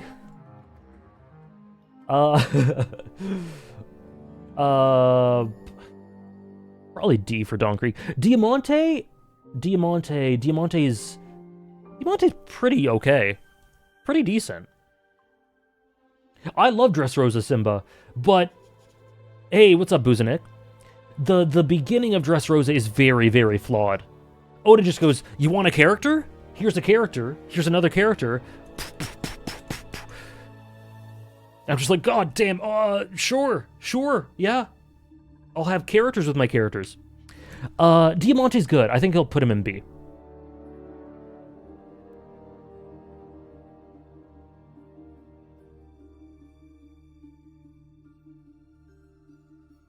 Really? Okay, you like Don Krieg? To me, I look back on him, I remember my experience with him, and I'm just like...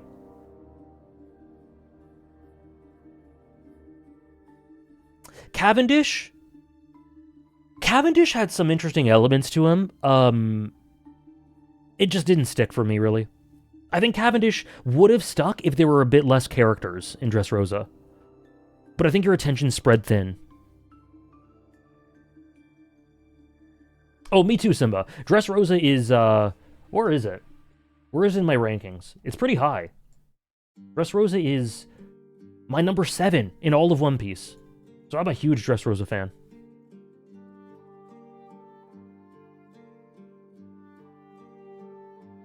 Diamante's design is actually my favorite thing about him.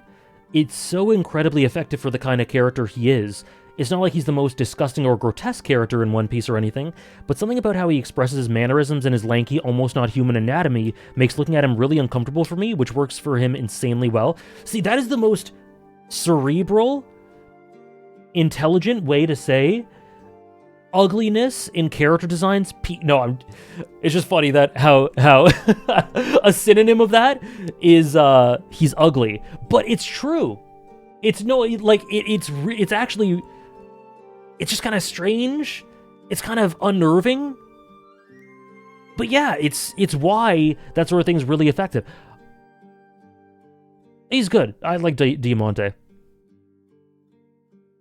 Yeah, and antithesizing Rebecca in the flower field. You know, he's probably higher than this. He's probably like... Caesar could be lower. Kairos Tax, yes. Kairos Antithesis. Don Krieg, I'll put in D. I don't really care about him much. Dory, where's Brogy? There they are. There they are. Double Finger. C. Oh, whoops. Edison, I think just by nature of what they represent, most satellites are probably B. Foxy? Foxy's so funny. Foxy's so funny. What did I do with this guy before?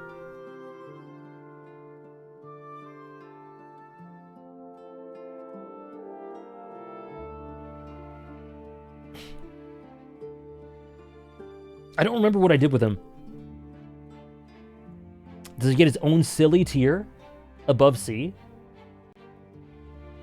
Definitely Peter, yeah.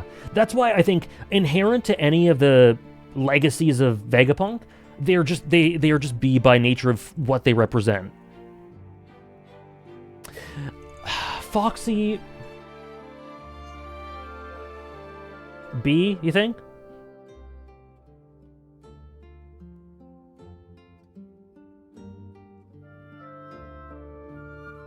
People are saying B. He's probably B. B's probably fair. F tier for Foxy?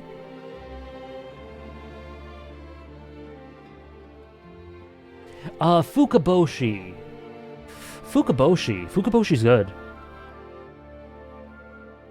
I think Fukaboshi... He's pretty underrated, actually.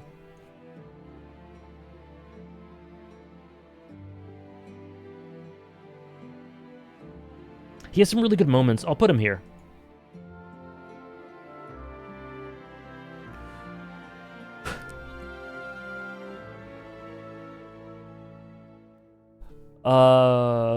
Fukudo. Fukudo. Probably C.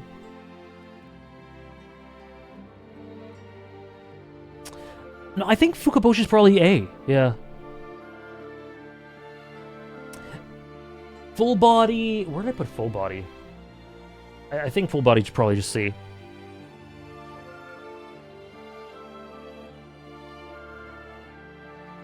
Gidatsu C, I think. Oh, Gidatsu had some funny lines, though. Gidatsu had some funny-ass lines.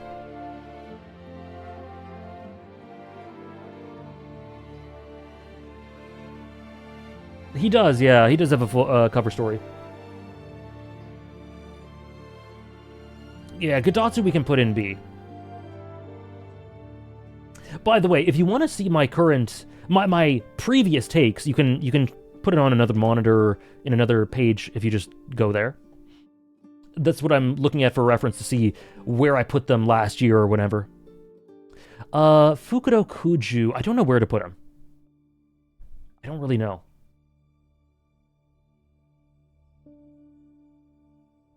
I know, Gidatsu's hysterical. Full body, yeah, I put him in C, right? Yeah, I put Gidatsu low B.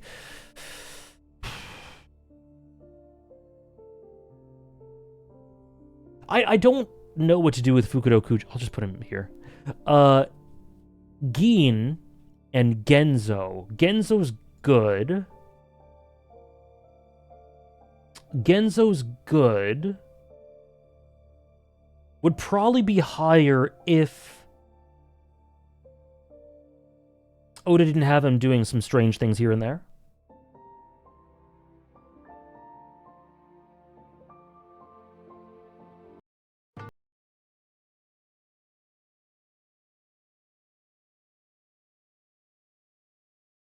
I'm trying to think where Genzo would be.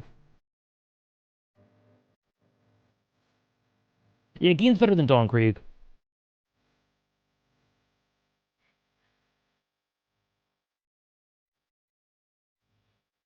Let's put Gin B. And Genzo A?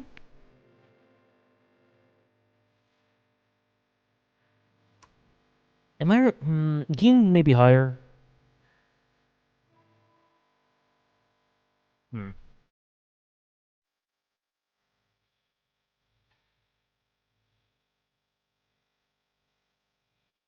That's fine. That's fine.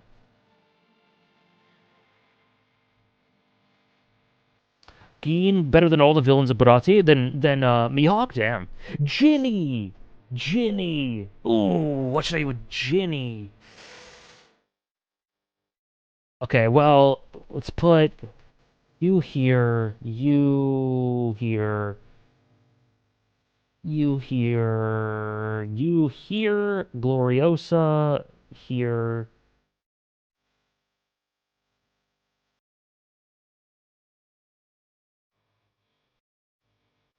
Ginny's really good.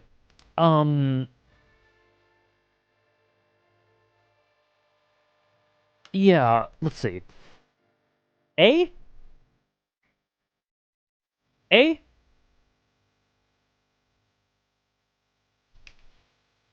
I'm glad, Johnny. I'm glad. Shanks is amazing. He's one of my absolute favorites, too. And one of the highest ceilings. Thanks. Thanks for stopping by, Johnny. Hannibal. Hannibal. Good character. Hannibal's good? I know. Ginny's probably Ginny's probably A. The speech he gives in Impel Down describing the contrast of pirates and needing to be locked up. To me, that's what makes him, that's what makes him stick. That's what elevates him from a functional character to a genuinely good one. Where'd I put him? Let's put him a bit higher. Guernica used to be A. Where'd I put him? Yeah, that's fair. I don't think I'd keep him A. I think I'd put him, like, here.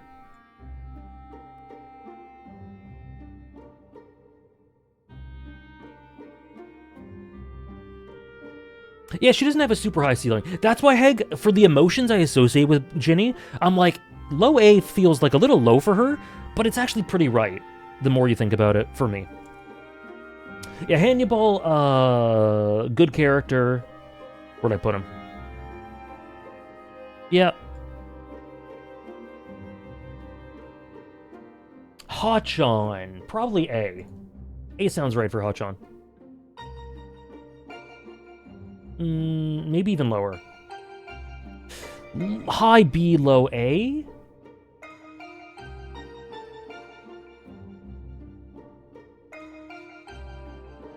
Probably not. The more I think about it, probably not A.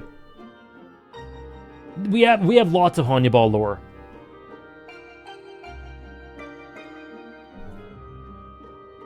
Kumachi, I'm full. Yes. Hattori, goat. Hawkins. Hawkins. I quite like Hawkins. Primarily because of his conclusion. It's a really good conclusion. Before that, I'm like, I don't know, this guy's kind of a lot of bluster, but it all comes together really well.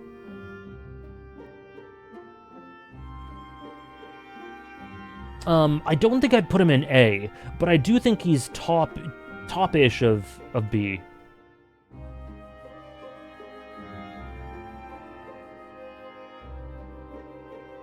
Oh yeah, Madwo? Helmeppo? Helmeppo probably B.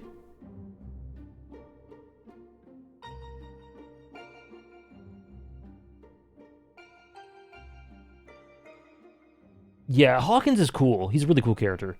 Higuma? I think C. Hina?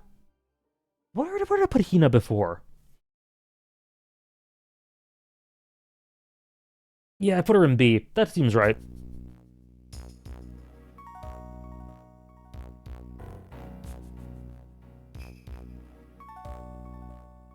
Hiyori?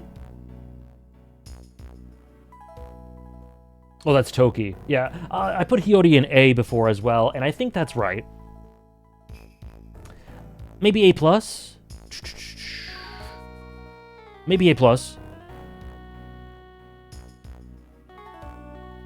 Maybe not. I don't think she's... Yeah, right about there. High A. Hogback. Hogback's very interesting. Hogback's pretty essential to Thriller Bark. Homing. Ooh. Ooh. Homing's low-key juicy as hell. I'll put him in B. Hyogoro. Ichiji. Ooh, okay. Ichiji. B.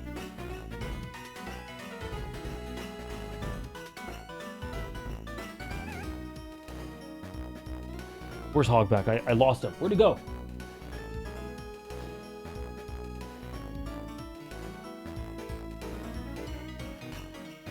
I lost him. Oh well, it's fine. Oh, there he is.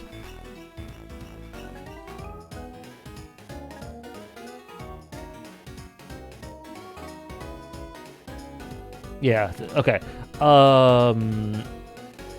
Hyogoro, probably A, I think. Yeah, no, you're right. Maybe Hogback is A. Good call. You guys are convincing me. Igaram, B for me. Inazuma, I think C. Inu, I like Inu, probably around here.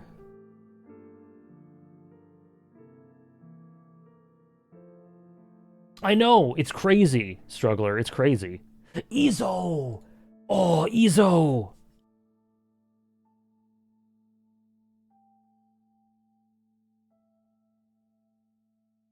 I think Izo... Izo, so much of Wano's cast is in and around A and A+. They're just so consistently good.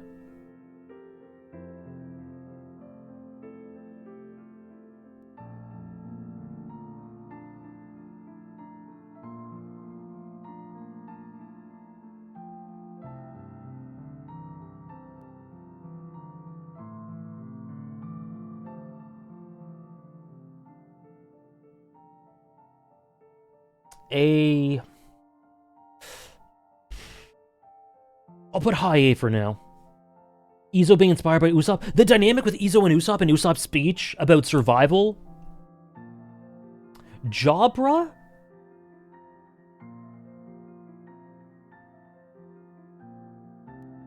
Jabra?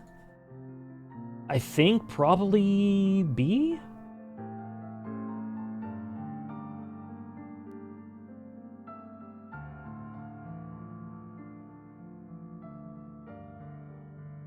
Low C? Yeah, I think he's B for me. Jack? Jack is such a weird character for me.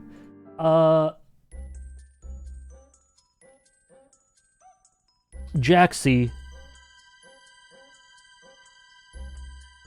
Django is funny. Django goes in B. Django gives me so much joy. Johnny... B, if only for that one moment. Judge is a good character. Judge is quite good. I put him in B before. I actually think Judge is A.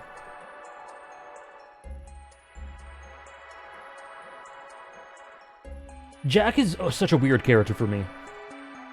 Khalifa, C for me.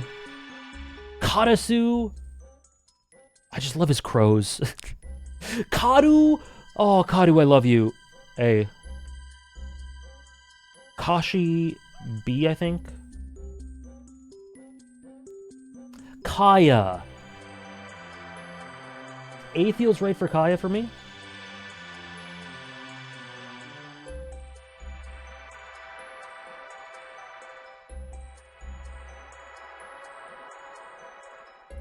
Where would I put Django? He needs to be with full body. He's in B. He's ahead of full body.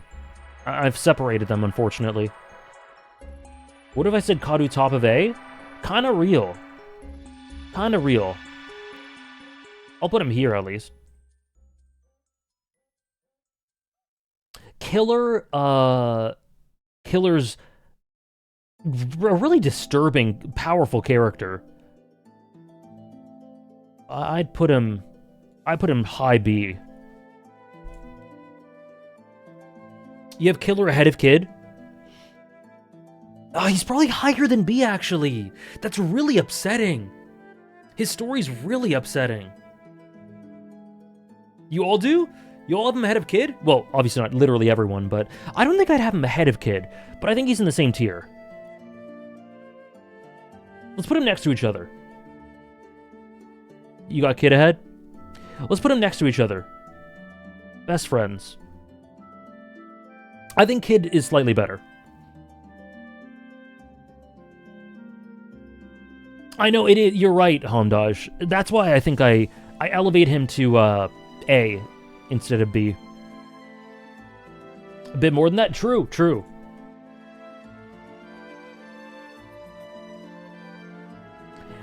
Killingham. Killingham is... Should we rank Killingham or should we put him cooking? I think we know quite enough about Summers to put him in. But... Killingham? I think maybe cooking. Yeah, let's do cooking. That's fine. Let's put Bocce in burnt. Bocce's burnt.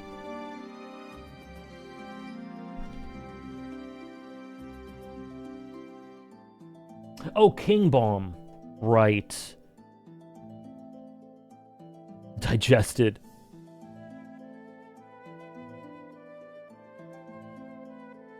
Koala for me is B. King Bomb is... C? Maybe B? Oops.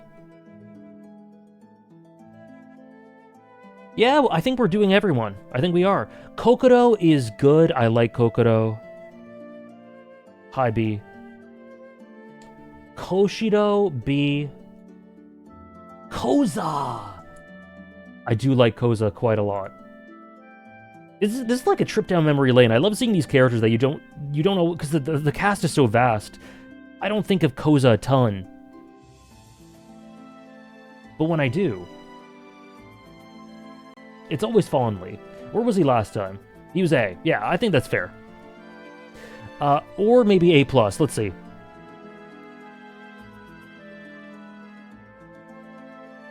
Honestly? No, he's probably here. He's probably here. What would it take for someone to enter D? For me to consider them a bad character, or a negative presence in the story that detracts from my enjoyment. That's why a lot of these characters that are just kind of nothing to me, various forms of, like, nothing, or they're just kind of there, tend to go in C. But, like, for instance, I could put someone like, I don't know, Korobu, or like Chu, or someone in D, because they're C is varying levels of functional. Quina?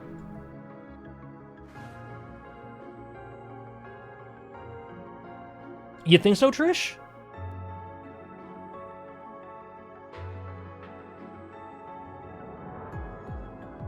No, Quina's not an ugly. No, I didn't mean that. I didn't mean that. I just... Okay, hold on.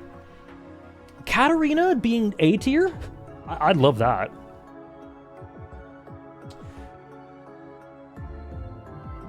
Oh, I could see that. I could see that for sure, Black Panther. It really seems like Jack kind of just gets dragged around a lot.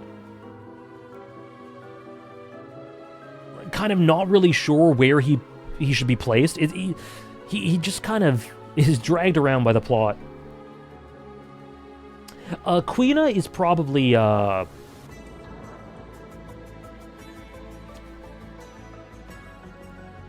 guess C or B, probably B.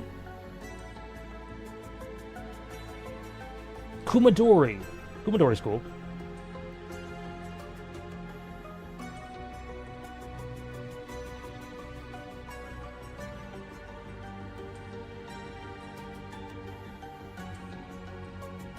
The drought sucked the juice out of his own character. Yeah, me too, Sanji. Kumadori. I like some of his stuff. Yeah. Lafitte! Lafitte. I'm a Lafitte fan. I like Lafitte. Leo. Yeah, you're good.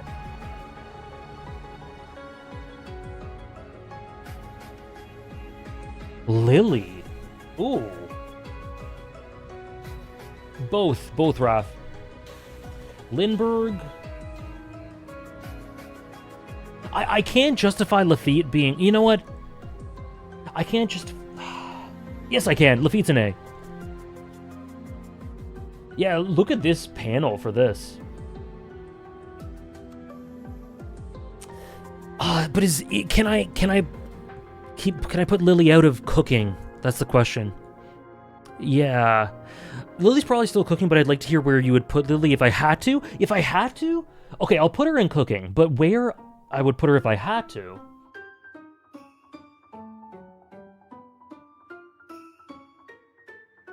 Around Eva, Celestial Dragons, Ganfall, Zunisha. Like, middle-ish of A. Like, in this sort of mess. From Killer to Eva or so.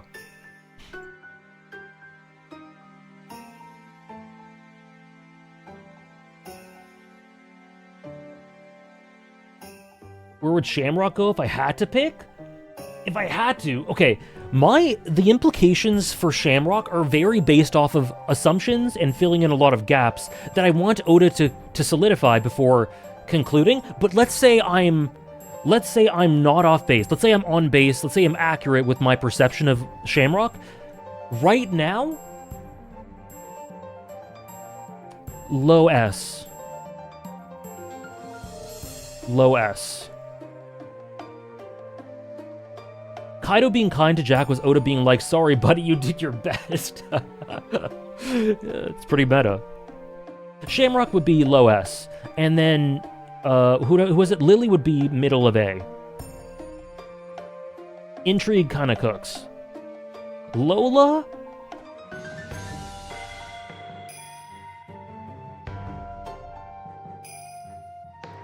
I think, yeah. Where's Chiffon? Yeah, Lola and Chiffon.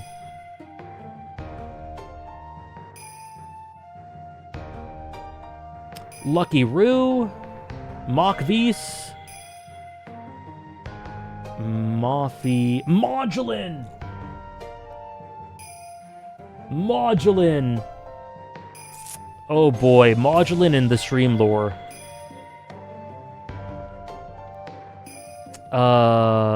Machino? I quite like Machino.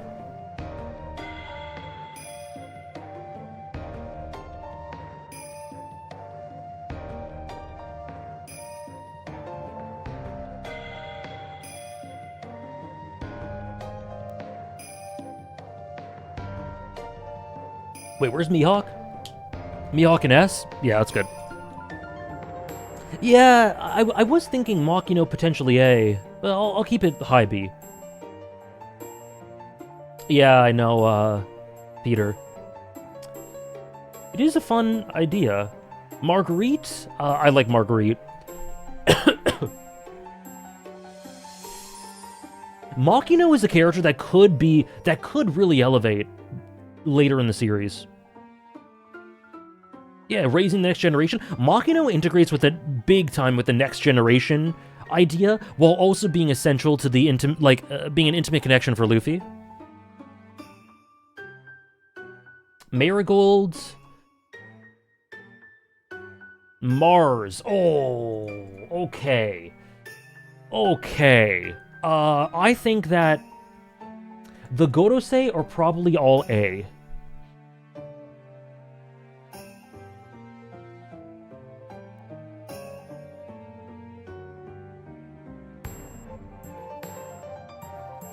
Really cool transformation, yup. Masida, B. McKinley could have been really good. He just ends up being good. Mary, Syrup Village Tax. Mary, and then Mary.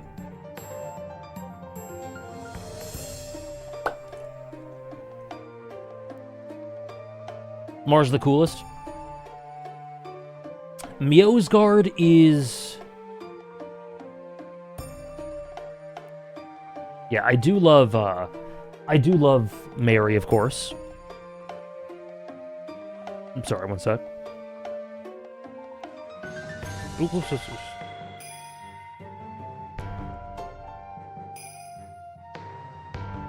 Okay. He was just sitting there. Mocha's B, I think, for me. Mars is the best Godosei. The fact that he never gets to sit down may be the dumbest reason for me to like a character, but it is what it is. Fair. Most of the Godosei, like I said, will be A.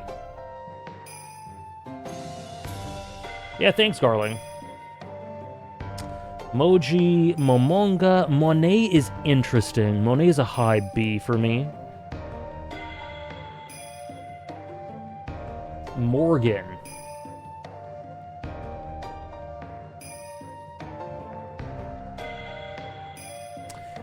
You know what? Last time I put Fukudo in D. I'll put him in D. Morgan.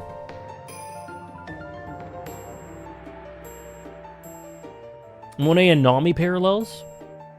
Monet's really... Oh, I like Monet quite a bit. What did Fukudo do? Exactly. Morley?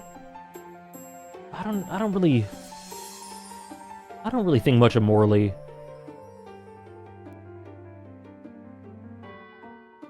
Any reason Morley should be above C? I don't think so. Hello, Bea. Congrats, Bea. Big congrats.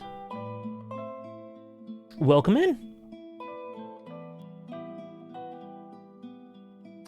One of the worst characters purely because Oda made her trans for some reason. Don't like her as representation. It feels kind of like thrown in. It does feel kind of like, well, what's really the purpose? I hadn't thought about it that way. I just kind of thought of Morley as, yeah. That's a fair point. That's a fair point. Let's put D. That's very fair. It is tacked on, and it's like, there are some things you can tack on that aren't inherently negative to me. Like, you can tack on a character being scared of ghosts, or a character, like, that doesn't add to anything, and it's not really a negative. But when it has to do with genuine representation, I think there's a responsibility with that comes with that. So, Mr. 1 is a B for me. Mr. 3 is a B for me. Neko is a B for me. Neptune is good. Neptune's good. Neptune is probably... I want to say A or A+. I put him A last time. Let's do here. Mr. 3 and Marineford? Mr. 3 and Marineford, true. No, he did clutch. He did clutch. Where is he? I lost him.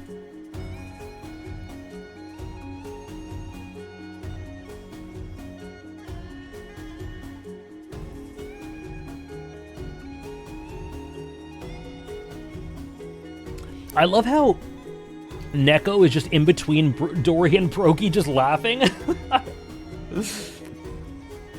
I do prefer Inu over Neko. I don't wear... hold on.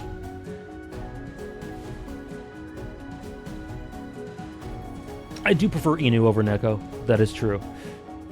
But B isn't really ordered much. It's roughly ordered.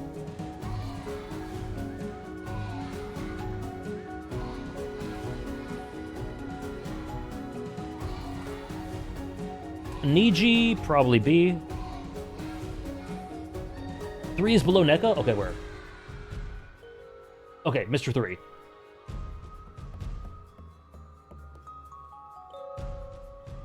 Mr. 3 cooked so unexpectedly. I think high B is good.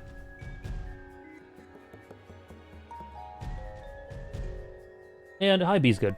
Nojiko A for me. Really like Nojiko.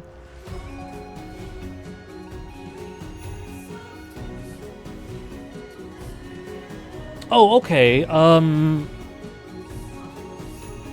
Beata? So pronounced like Beata? Oh, Miosgard is an ugly. My bad. I didn't mean for that.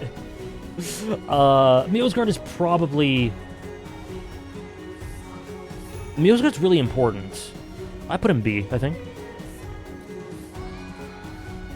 Beata?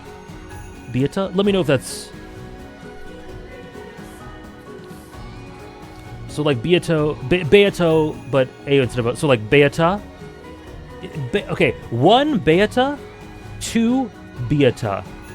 Which one is it? Beata? Okay, Beata, okay. So, will do. I have been calling you, just Bea for years now, so I'll probably slip up, so please be patient with me. But I'll do my best, to very quickly switch over to Beata.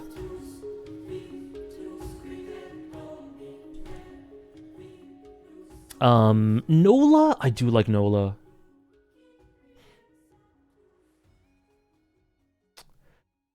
Noose Judo?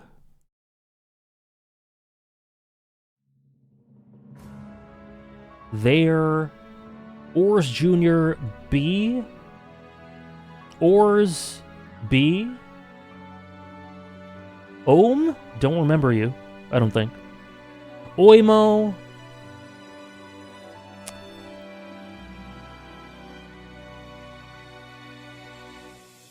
Onion? Sarah Village Tax. Orochi. Oh, Onimaru. Orochi.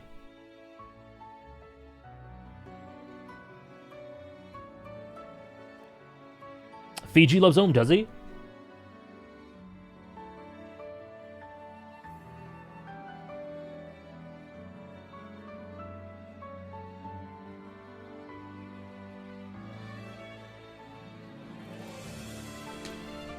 I was just doing it over Xehanort.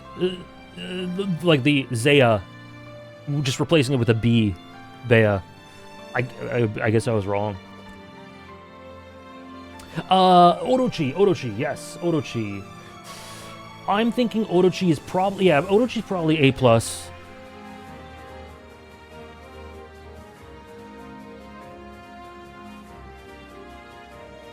Sorry, Smoker.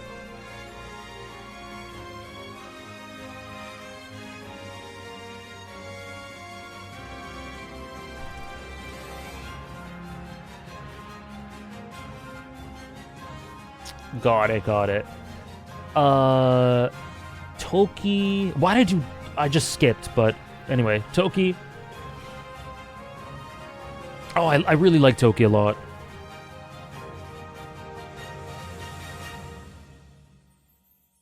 Yeah, Orochi's a really good antagonist. Oven? Page 1? Ulti tax with page 1. Popog is fine. Patty, I think here. Polly, I do like Polly. Polly. Polly's probably A. Polly has some interesting stuff to him. Maybe A or high B. Pearl, D. Peckham's.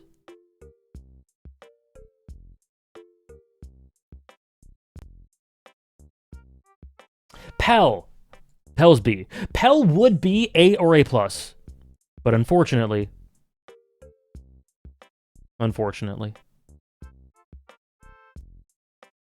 Pell's B. Polly, I'll put high B for Polly.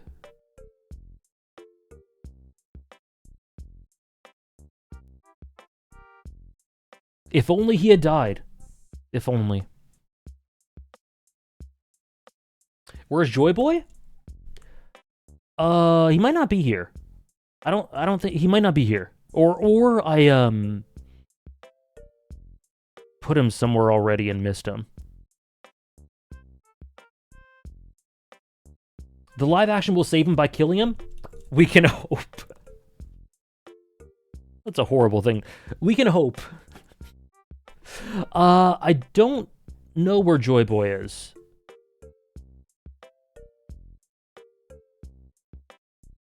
Emmett? I thought I saw Emmett. Either way. Joy Boy and Emmett. Yeah, I'm not sure. Zeus is weird. At times endearing, at others I'm just like, huh? Okay, I didn't mean to skip ahead, sorry. Pepper, Sierra Village Tax. Perona, Perona makes me happy, and I think that's enough to put her in A. Sparrow is pretty cool. Peter, where are your fellows? There you go. Pika. I can't take Pika seriously, so let's put him in God. Where would I put Emmett? A+, I think. I think I put Emmett A+, Joy Boy A+ as well, but also cooking. Pound. Yep, you're definitely a character. A pretty good character. Praline, I don't think much about. Where's the Pika clip? It's an alert for the bits. It's an alert for the bits. I don't know. I don't have the clip, but Pythagoras, B. Pudding, Ryza would be high-ish B for me. Pudding. Where's the Pika one? 777 bits for the Pika voice. Volume warning. Pudding is really good. I believe... Yeah, I put her A+. I think I agree with that. Pudding A+ feels right. Probably around... here? S tier, that's fair.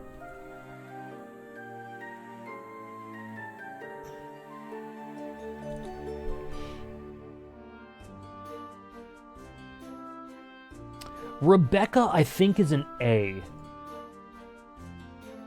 She's core to one of my favorite dynamics in One Piece. But I think Kairos just has more to him, and I appreciate more about him. And she's still really good, but... Could I refresh?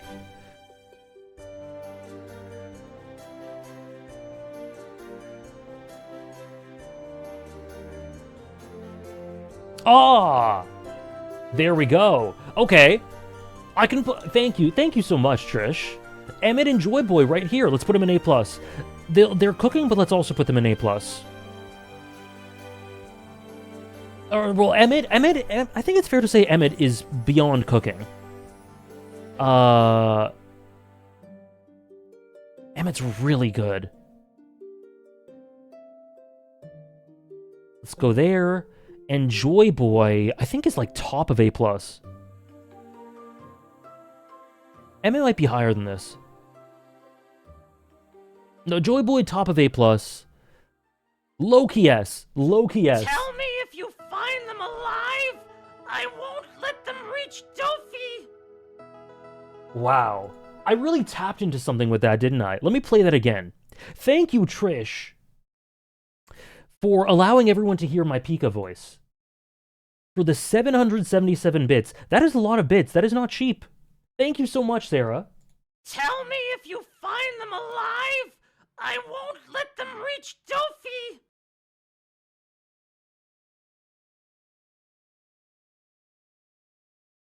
Did I say Trish and then Sarah? Well, thank you both. Thank you, Trish. I was in the middle of a thank you for Trish. Thank you, Trish, for adding the pictures. And thank you, Sarah, for the 777 bits to allow everyone to hear it. Good God, this is what happens when I stream on a Friday. The next one's going to be Kingdom. Can you imagine? Can you imagine? Thank you so much, Sarah.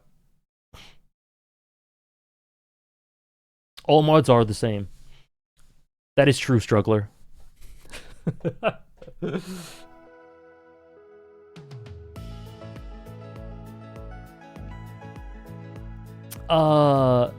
Reiju is good. Reiju is good. I'd put Reiju A.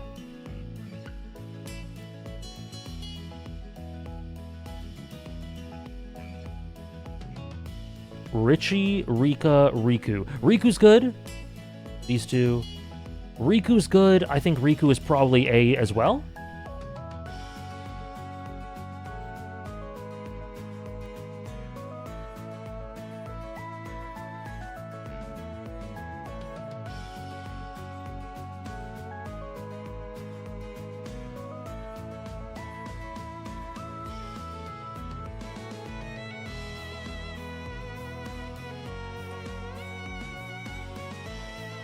Where is he? Well, I put him A. I don't know where he was before.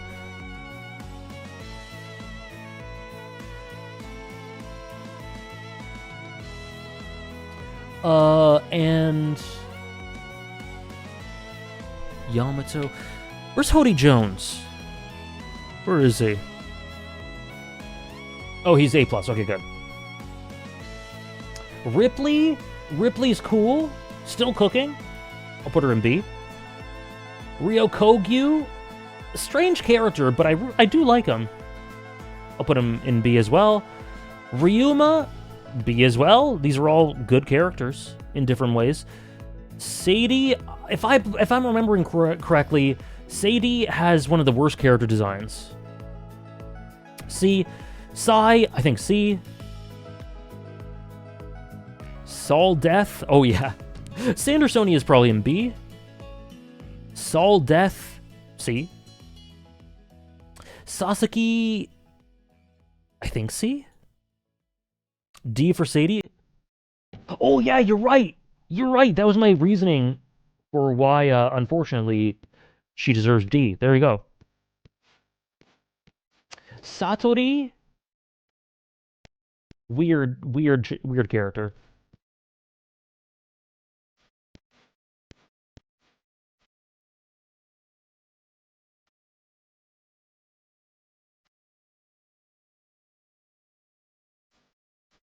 Saturn. I would put Saturn, well, all the rest of the Godosei are A, I'd put Saturn A+. Yeah, he's the best Godosei. He's the best Godosei.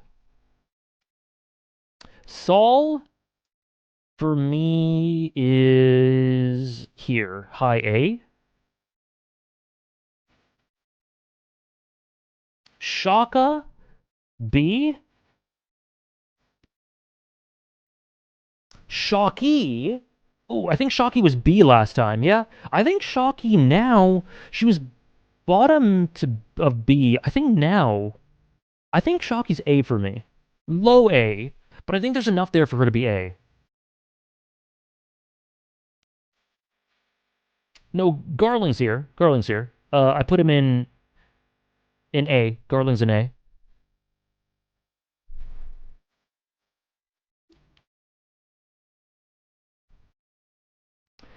Sham? Oh my god, it's this guy!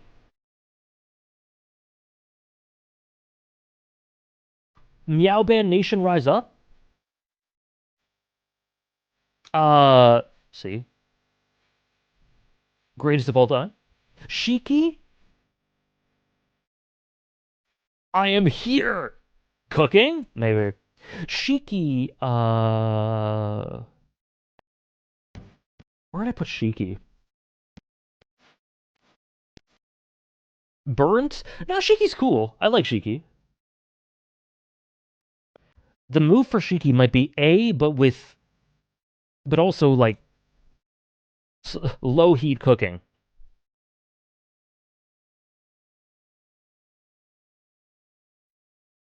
Shiki's interesting. Yeah, A might be a bit much. A might be a bit much. Let's put him. Let's put him here. Shinobu was pretty good. Shiryu, decent. Shoujo, I like. Shuda. Charlie? Shuda. Smiley! Whoa! I forgot about Smiley. Shuda. I don't know where Shuda goes. Smoothie. C for me. Sora.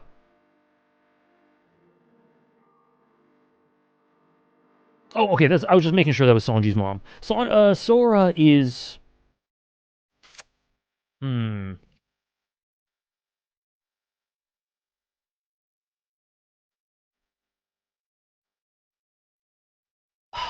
Hmm.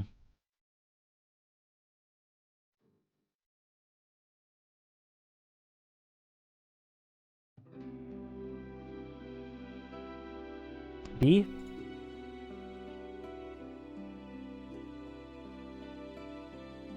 Sora's a tough one for me.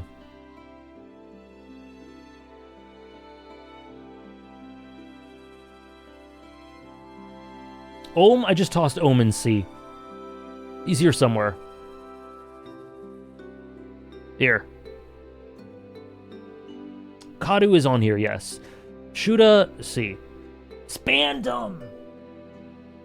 Spandum! I am a Spandum fan. A or A+, probably A. Probably A. Probably A.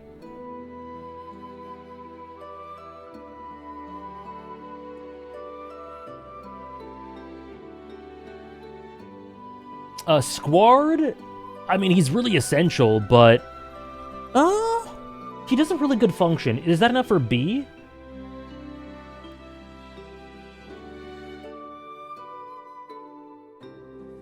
It's probably enough for B. Yeah, that's fine. Streusen. I've learned more about Streusen in the last few months, thanks to you guys. Stussy.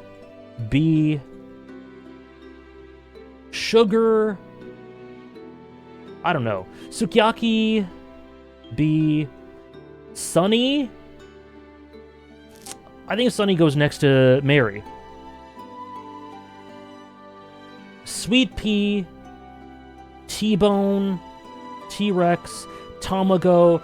Toko. Toko, I think, is probably A or A+. Probably more A.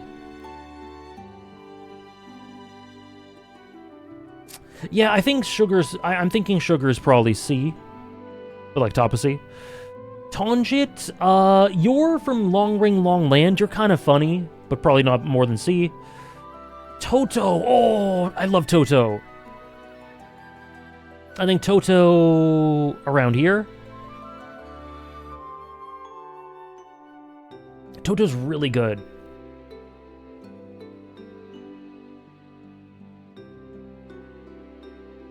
Treble? Trish Tax? High B? Toto's really good. I'm wondering if A is too low.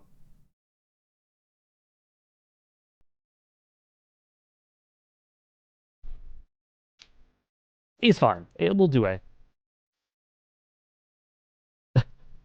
Sorry, Trish. I can try to disassociate. And just be like, good character.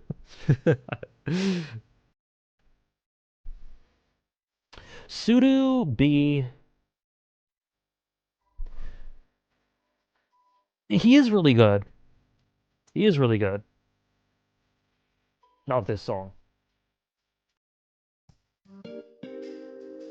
We're getting towards the end, guys. Ulti! Cute girl dad tax. Oh, she's not in my list for girl dad characters. I somehow didn't put Alti in. Just really, you know, I like Alti a lot.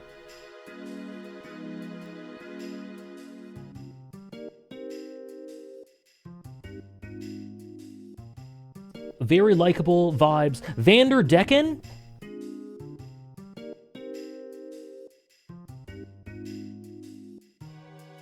I think Vander Decken is probably...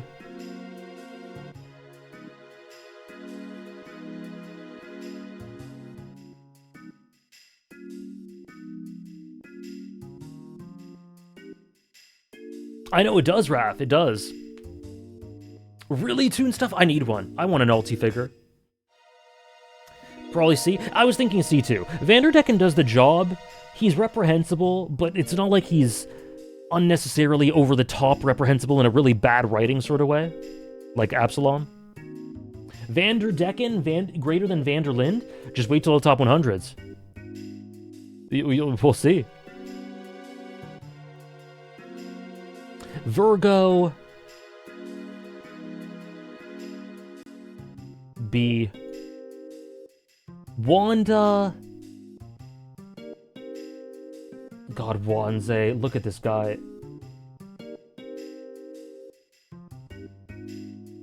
D for Wanze. Unfortunately, Wapple is a good character. Unfortunately, he's in B. Wanda? I don't know about Wanda.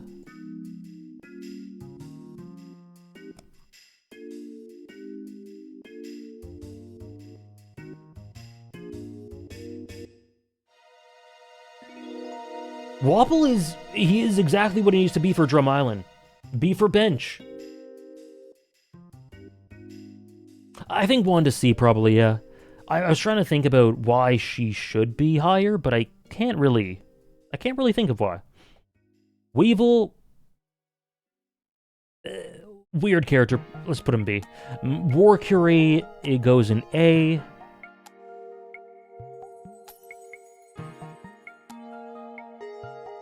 Yeah, unfortunately, rough. Who's Who? Oh my god, one of the most hysterical characters in One Piece.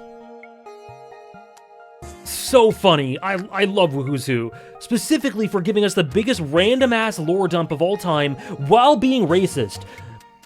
In the sandwich of the lore drop, in the lore drop sandwich, the bread was racism. And that's all Who's Who. That's our GOAT right there. He's in B. He's in B. He's a B. He's a good character. Mr. Racism himself. What a hysterical character. Who's Who is what he says when he sees Fishman because he can't Wicca. I do like Whoop Slap. I'll put him in B. X Drake. Drizzy, good enough for B, probably. Yasop, ooh. Is Yasop cooking, or is he is cooking, but or do I place him? I don't know what to do with them. Yasop is burnt, cooking, and like A or A all at once.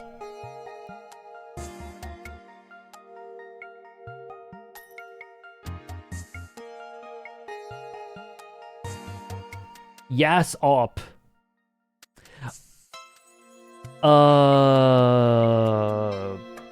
Let's keep him cooking. Yeah, let's keep him cooking. Though he would probably be A.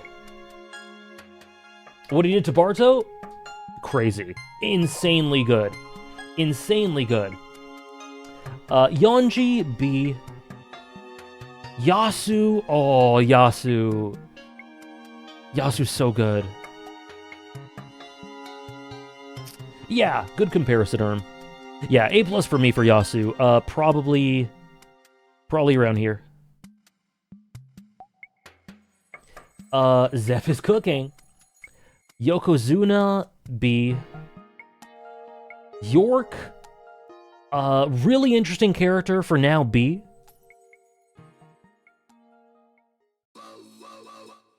Yorkie?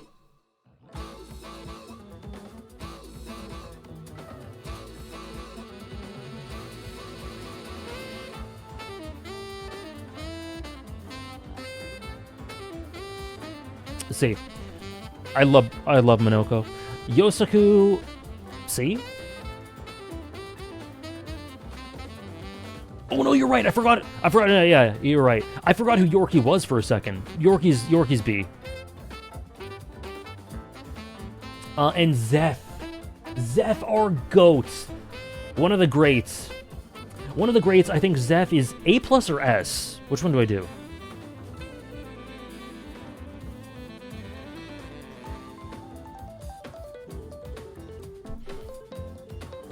S. He was A+ last time. But Zeph is so good. Oh. Yeah, that's fair. You know what? Let's put him in S. I think he's actually better than some of these characters. So let's put him around here.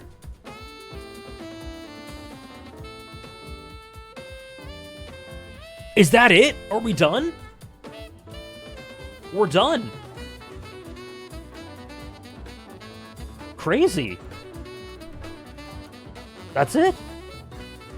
Now we do the fully extended edition.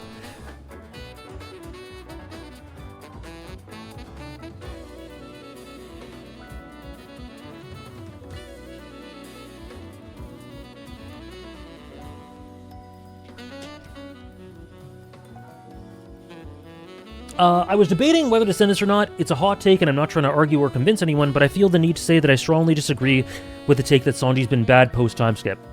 To clarify, I didn't say Sanji's been bad post-time skip. I said he's been bad post-time skip up until, like, Zoe Whole Cake Island.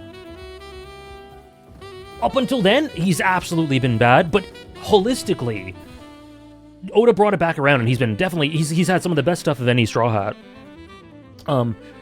But I will continue. Not even sure what you all mean. His flaws the same as always, and he's had so much good stuff. He's not even that bad in FMI. He was amazing in Punk Hazard with Kinemon and the Marines. Really great with Viola and protecting the crew during his short time in Dressrosa. And absolutely amazing since Zoe up until now.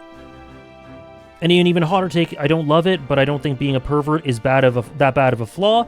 In some aspects, it makes sense for his character, and I get the feeling that people tend to hyperfixate on that and have a hard time seeing beyond it. He's so complex and good, but also so bad and dumb, and his kindness moves my heart, and his growth gives me life. I love him so much. I do too. And again, another clarification, is I don't think being a pervert is a bad flaw either. But when it comes to the point where you are... essentially exposing without consent who is basically your family member, that is incredibly bad for me. Like, that really was disgusting to me. Gotcha, Elbe. So in Punk Hazard, in Punk Hazard, Sanji body swaps with Nami. And I don't remember exactly what it was, but it was something along the lines of... I try to block out this stuff, but I found it really disgusting how he says... what is it? Like, I need to look at myself in the... Like, something about going naked now that he's in Nami's body. I don't know exactly what it was. But whatever it was was he feels up Nami's body in Punk Hazard. He wants to take pictures, like that sort of thing, while in Nami's body without her consent. Which is so gross and really, really, he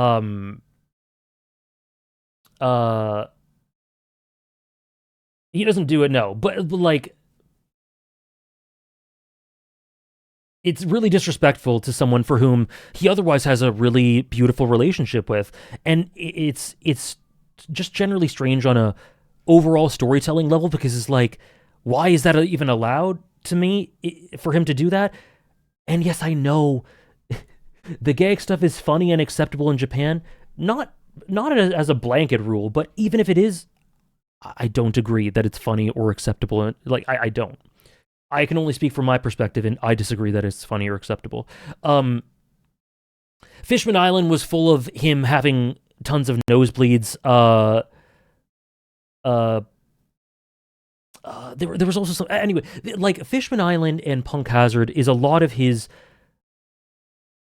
It goes from being reprehensible in that one moment for me. Maybe there's one or two other moments of that. And yes, being a pervert And having the gags of the hard eyes is not inherently bad in and of itself, but it's the execution of it. And a lot of times, especially in the first few arcs post-time skip, Oda goes over the top with it, where it takes away from the story, it gets in the way of the flow of the narrative, it isn't funny, it just kind of gets tiring. And at its worst, it actively disrespects characters for whom he has a really close relationship with. Yeah, and none of his best stuff is there. So yeah, those are my problems with him up until, with a couple of examples. I didn't give all of them because I can't think of all of them off the top of my head, but up until Zoe. After Zoe, not to say like he's perfect, right? But after Zoe, Whole Cake Island, Wano, and even the stuff he's had more sparingly after that is really good. And makes it a net positive, compensates, makes you really appreciate him, makes me love him. All the stuff you said about his journey and what it means, and how he leans on others, and his relationship with Robin, specifically in Wano, his relationship with Luffy, his fight with Luffy, being able to open up to and accept his weakness, his battle internally with what it means to be a monster, and his hatred for his upbringing, all that spectacular stuff. It's great. It's amazing. But the negatives are very obtrusive for me, more than any other Straw Hat, which is why he is lower than the likes of Nami, Zoro, Robin, Usopp. But the positives are very, very exceptional, which is why he's higher than the likes of Frankie, Chopper, Brook, Jinbei. The way his pervert trope escalates post-time skip is not good, in my opinion, especially in FMI, because Oda made the point of him finally seeing quote-unquote real women after spending time on an island. Right. That's another one that's really... That was not good at all. Which is a harmful depiction of trans women, and he then disregards his own lifelong dream because of some mermaids, and I don't like any of it. The Punk Hazard stuff doesn't make it any better, and while I do like his dynamic with Pudding a lot, the fact that she's a minor sours it a bit. Is she a minor? I didn't even remember that. Yeah, the stuff with the island and she's 16. I don't think I knew that or remembered. So yeah, those are a lot of the problems I have. Sarah brought up some more. That island stuff was really, really not good. You told me? I guess I just forgot it. I think the relationship with Pudding is really good. And none of it is predicated on her being that young. So I can honestly, for something like that, I can be like, whatever. I can just imagine she's 18, 19 or whatever. And it's like, yeah, that's not good. But it's not like the relationship means any less to me. It's not predicated on the fact that she is that young. So it's definitely not good. And it's definitely a problem. But it doesn't really impact my enjoyment too much, because it's very easily hand-waved for me. But the other stuff, not really.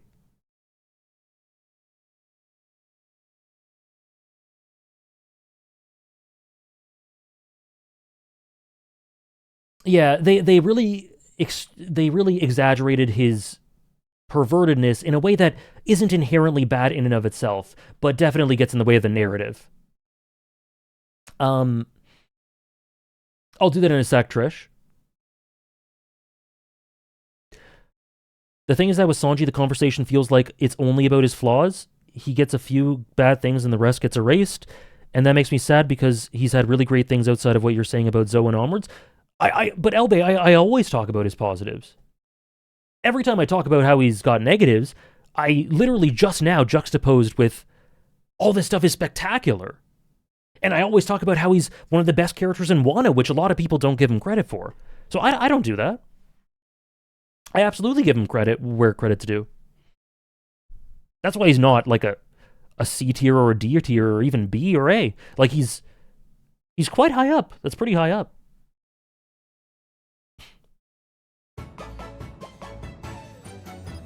Yeah, I know. Me too, Sarah. It's like, why?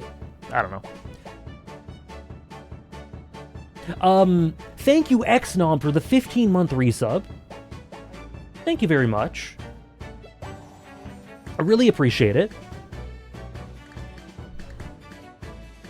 Yeah, me too, Sarah.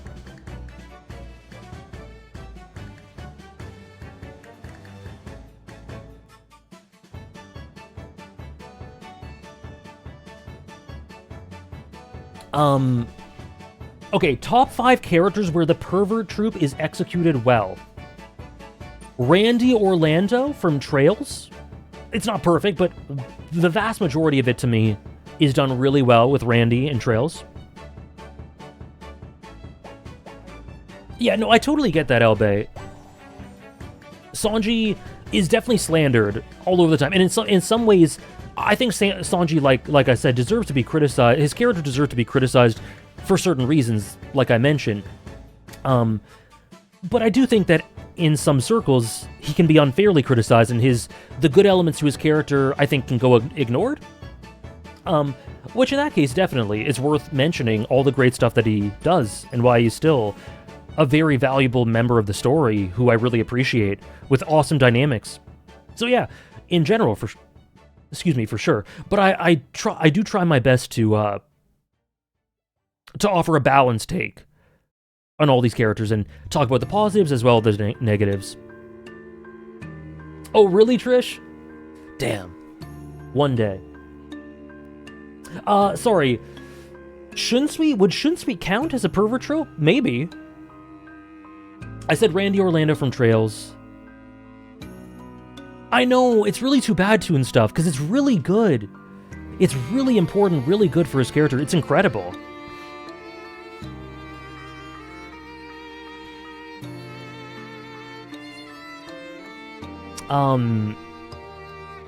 Hisoka Tsukiyama. Denji from Chainsaw Man.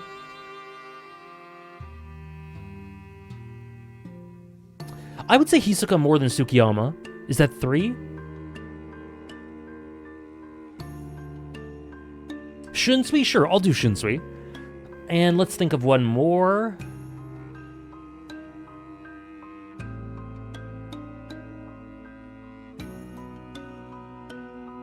I'm surprised Kairos is above Law.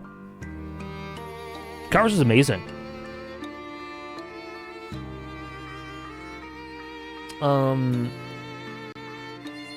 That's a great one, Tanaka and Noya.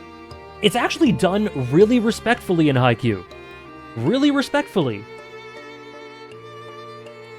Like, they're teenage boys, especially Tanaka. They're teenage boys who think she's really pretty and have a crush, especially Tanaka. He bends over backwards to do all sorts of things for her. But the moment he feels like he might be overstepping or that she feels she's uncomfortable, he backs off. It's really well done in Haikyuu.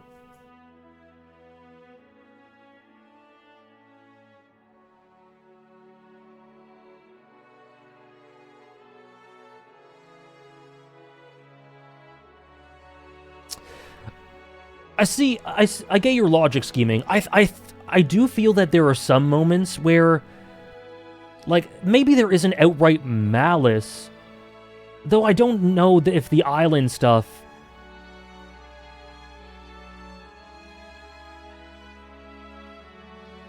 It's not malice, but it definitely isn't... I think it falls under mean-spirited. And so ignorant, it is mean-spirited. And there are some moments where it's like, yeah, he's not trying to intentionally hurt Nami by what he did in Punk Hazard or something like that. But it gets to the point where it's like he has such a lack of awareness and ignorance and sense of perspective and empathy that it's like, it's just a different kind of negativity. Sure, he didn't mean it, but he's so lacking in awareness of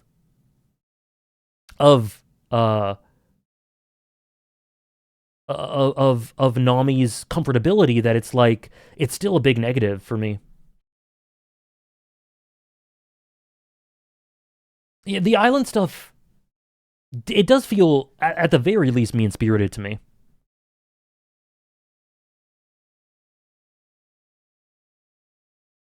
No problem, Jay. Very based, very real. Let me just save this and add it to my document now.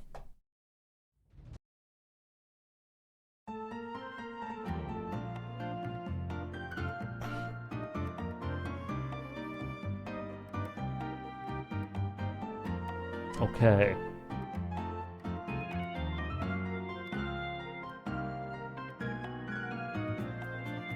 Kiku's great. Kiku's awesome. I do love Kiku. Okay, let's see. Oh,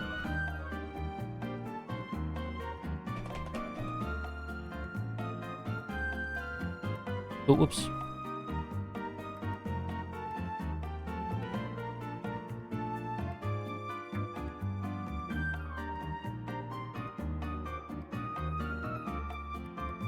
Okay, that only goes... Okay, that's fine. So this is gonna be fun. I have to do this piece by piece in the new document.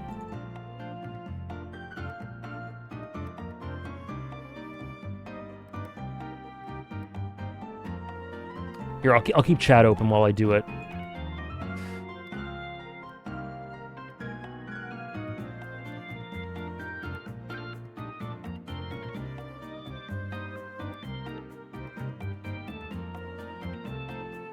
Okay, A+.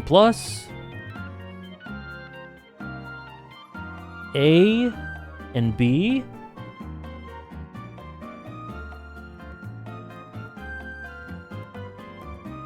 Kashi, it goes up to Kashi.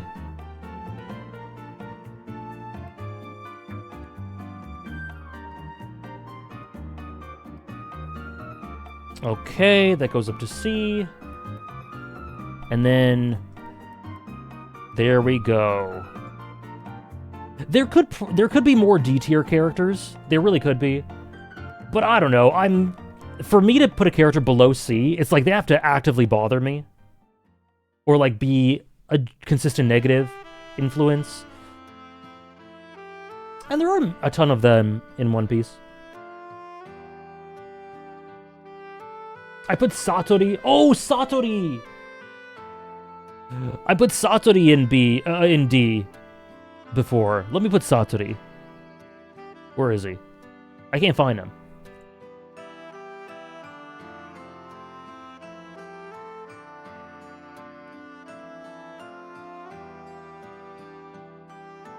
Yeah, please don't use that O word, guys. Thank you for understanding. Thank you for understanding. Where's Satori? Where is he? Oh, there he is. Boom.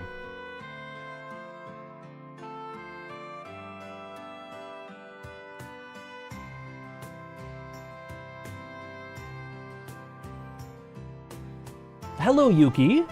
How are you? You're catching us right at the end. Hope you're having a good Friday. Okay, we're all set.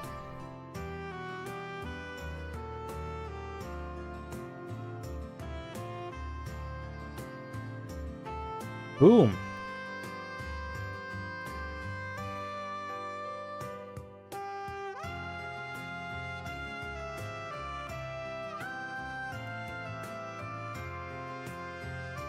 So character tier list on the new document is updated. Character ranking / tier list. And we're set. Burnt tier. Just came home from a coffee date with my friend. Cool! I hope you had fun. That sounds like a fun way to end the week. One of the best pervert characters ever. Dandy and Space Dandy? Really? Did we rank Goku? Yup. Goku number 0. Thank you guys for helping me. We're all set. We're all set. Look at that. Lots of tiers are very dynamic. Like I said, Usopp could go up. These are very fluid. There are a lot of characters a little lower, like A+, S, that are very fluid. Joy Boy, Summers. Some characters that need to cook. Shamrock is cooking. Killingham, Lily, Yasop. Rock's number 14. Is he really? Yeah, Usopp 5, 6, 7, 8, 9, 10, 11, 12, 13, 14. I guess Rock's is in my top 15. Kodo Sensei? That's interesting. I kind of forgot about that. Rock's incredible.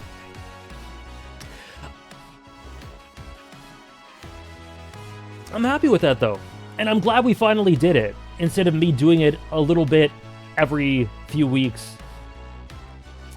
Rock's piece. Thank you so much.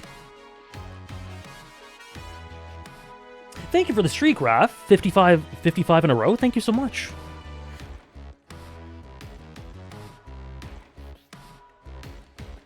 Sorry, Hamdaj, I did miss it. Sorry about that. How soon do you think it'll be when you have to do this again because Oda added or elevated so many characters?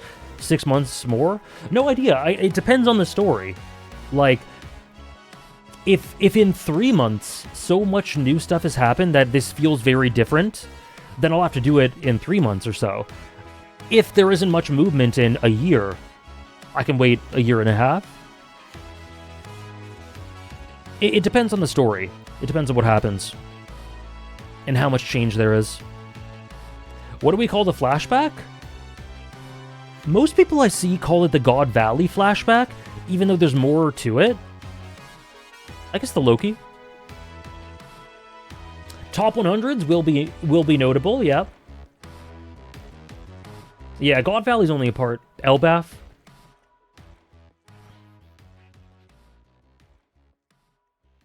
The old gen. Elbaf works, right? I think we'll leave it there, though, folks. Thank you so much for joining me for this very chill, very casual, cozy stream. But I had to do this, and I'm glad I did. I think we'll leave it there. Thank you so much for the bits and the resubs and everything. Thank you for joining me. Thank you again, Trish, for putting this together. And yeah, thank you guys for coming out. Next stream will be another One Piece stream on Sunday where we'll read, we'll read chapter 1174. We'll read 1174, we'll discuss it, we'll react to it. Another one, I haven't heard anything about it during the week at all. I've heard nothing about it. So we'll see what that means. Yeah, glad you guys had fun. Thanks for hanging out. So yeah, One Piece will be on Sunday. On Monday, we'll be starting Dispatch, which will be lots of fun. Wednesday, we continue Dragon Ball, and then a week on Sunday, do we finally catch up to Kagurabachi? Oh, you saw a spoiler? Hope it wasn't too huge. We might finally catch up to Kagurabachi. We'll see. Thank you guys so much. Have a great rest of your day, a great start to your weekend, and I'll talk to you guys in the Discord, but also on Sunday. Thank you so much.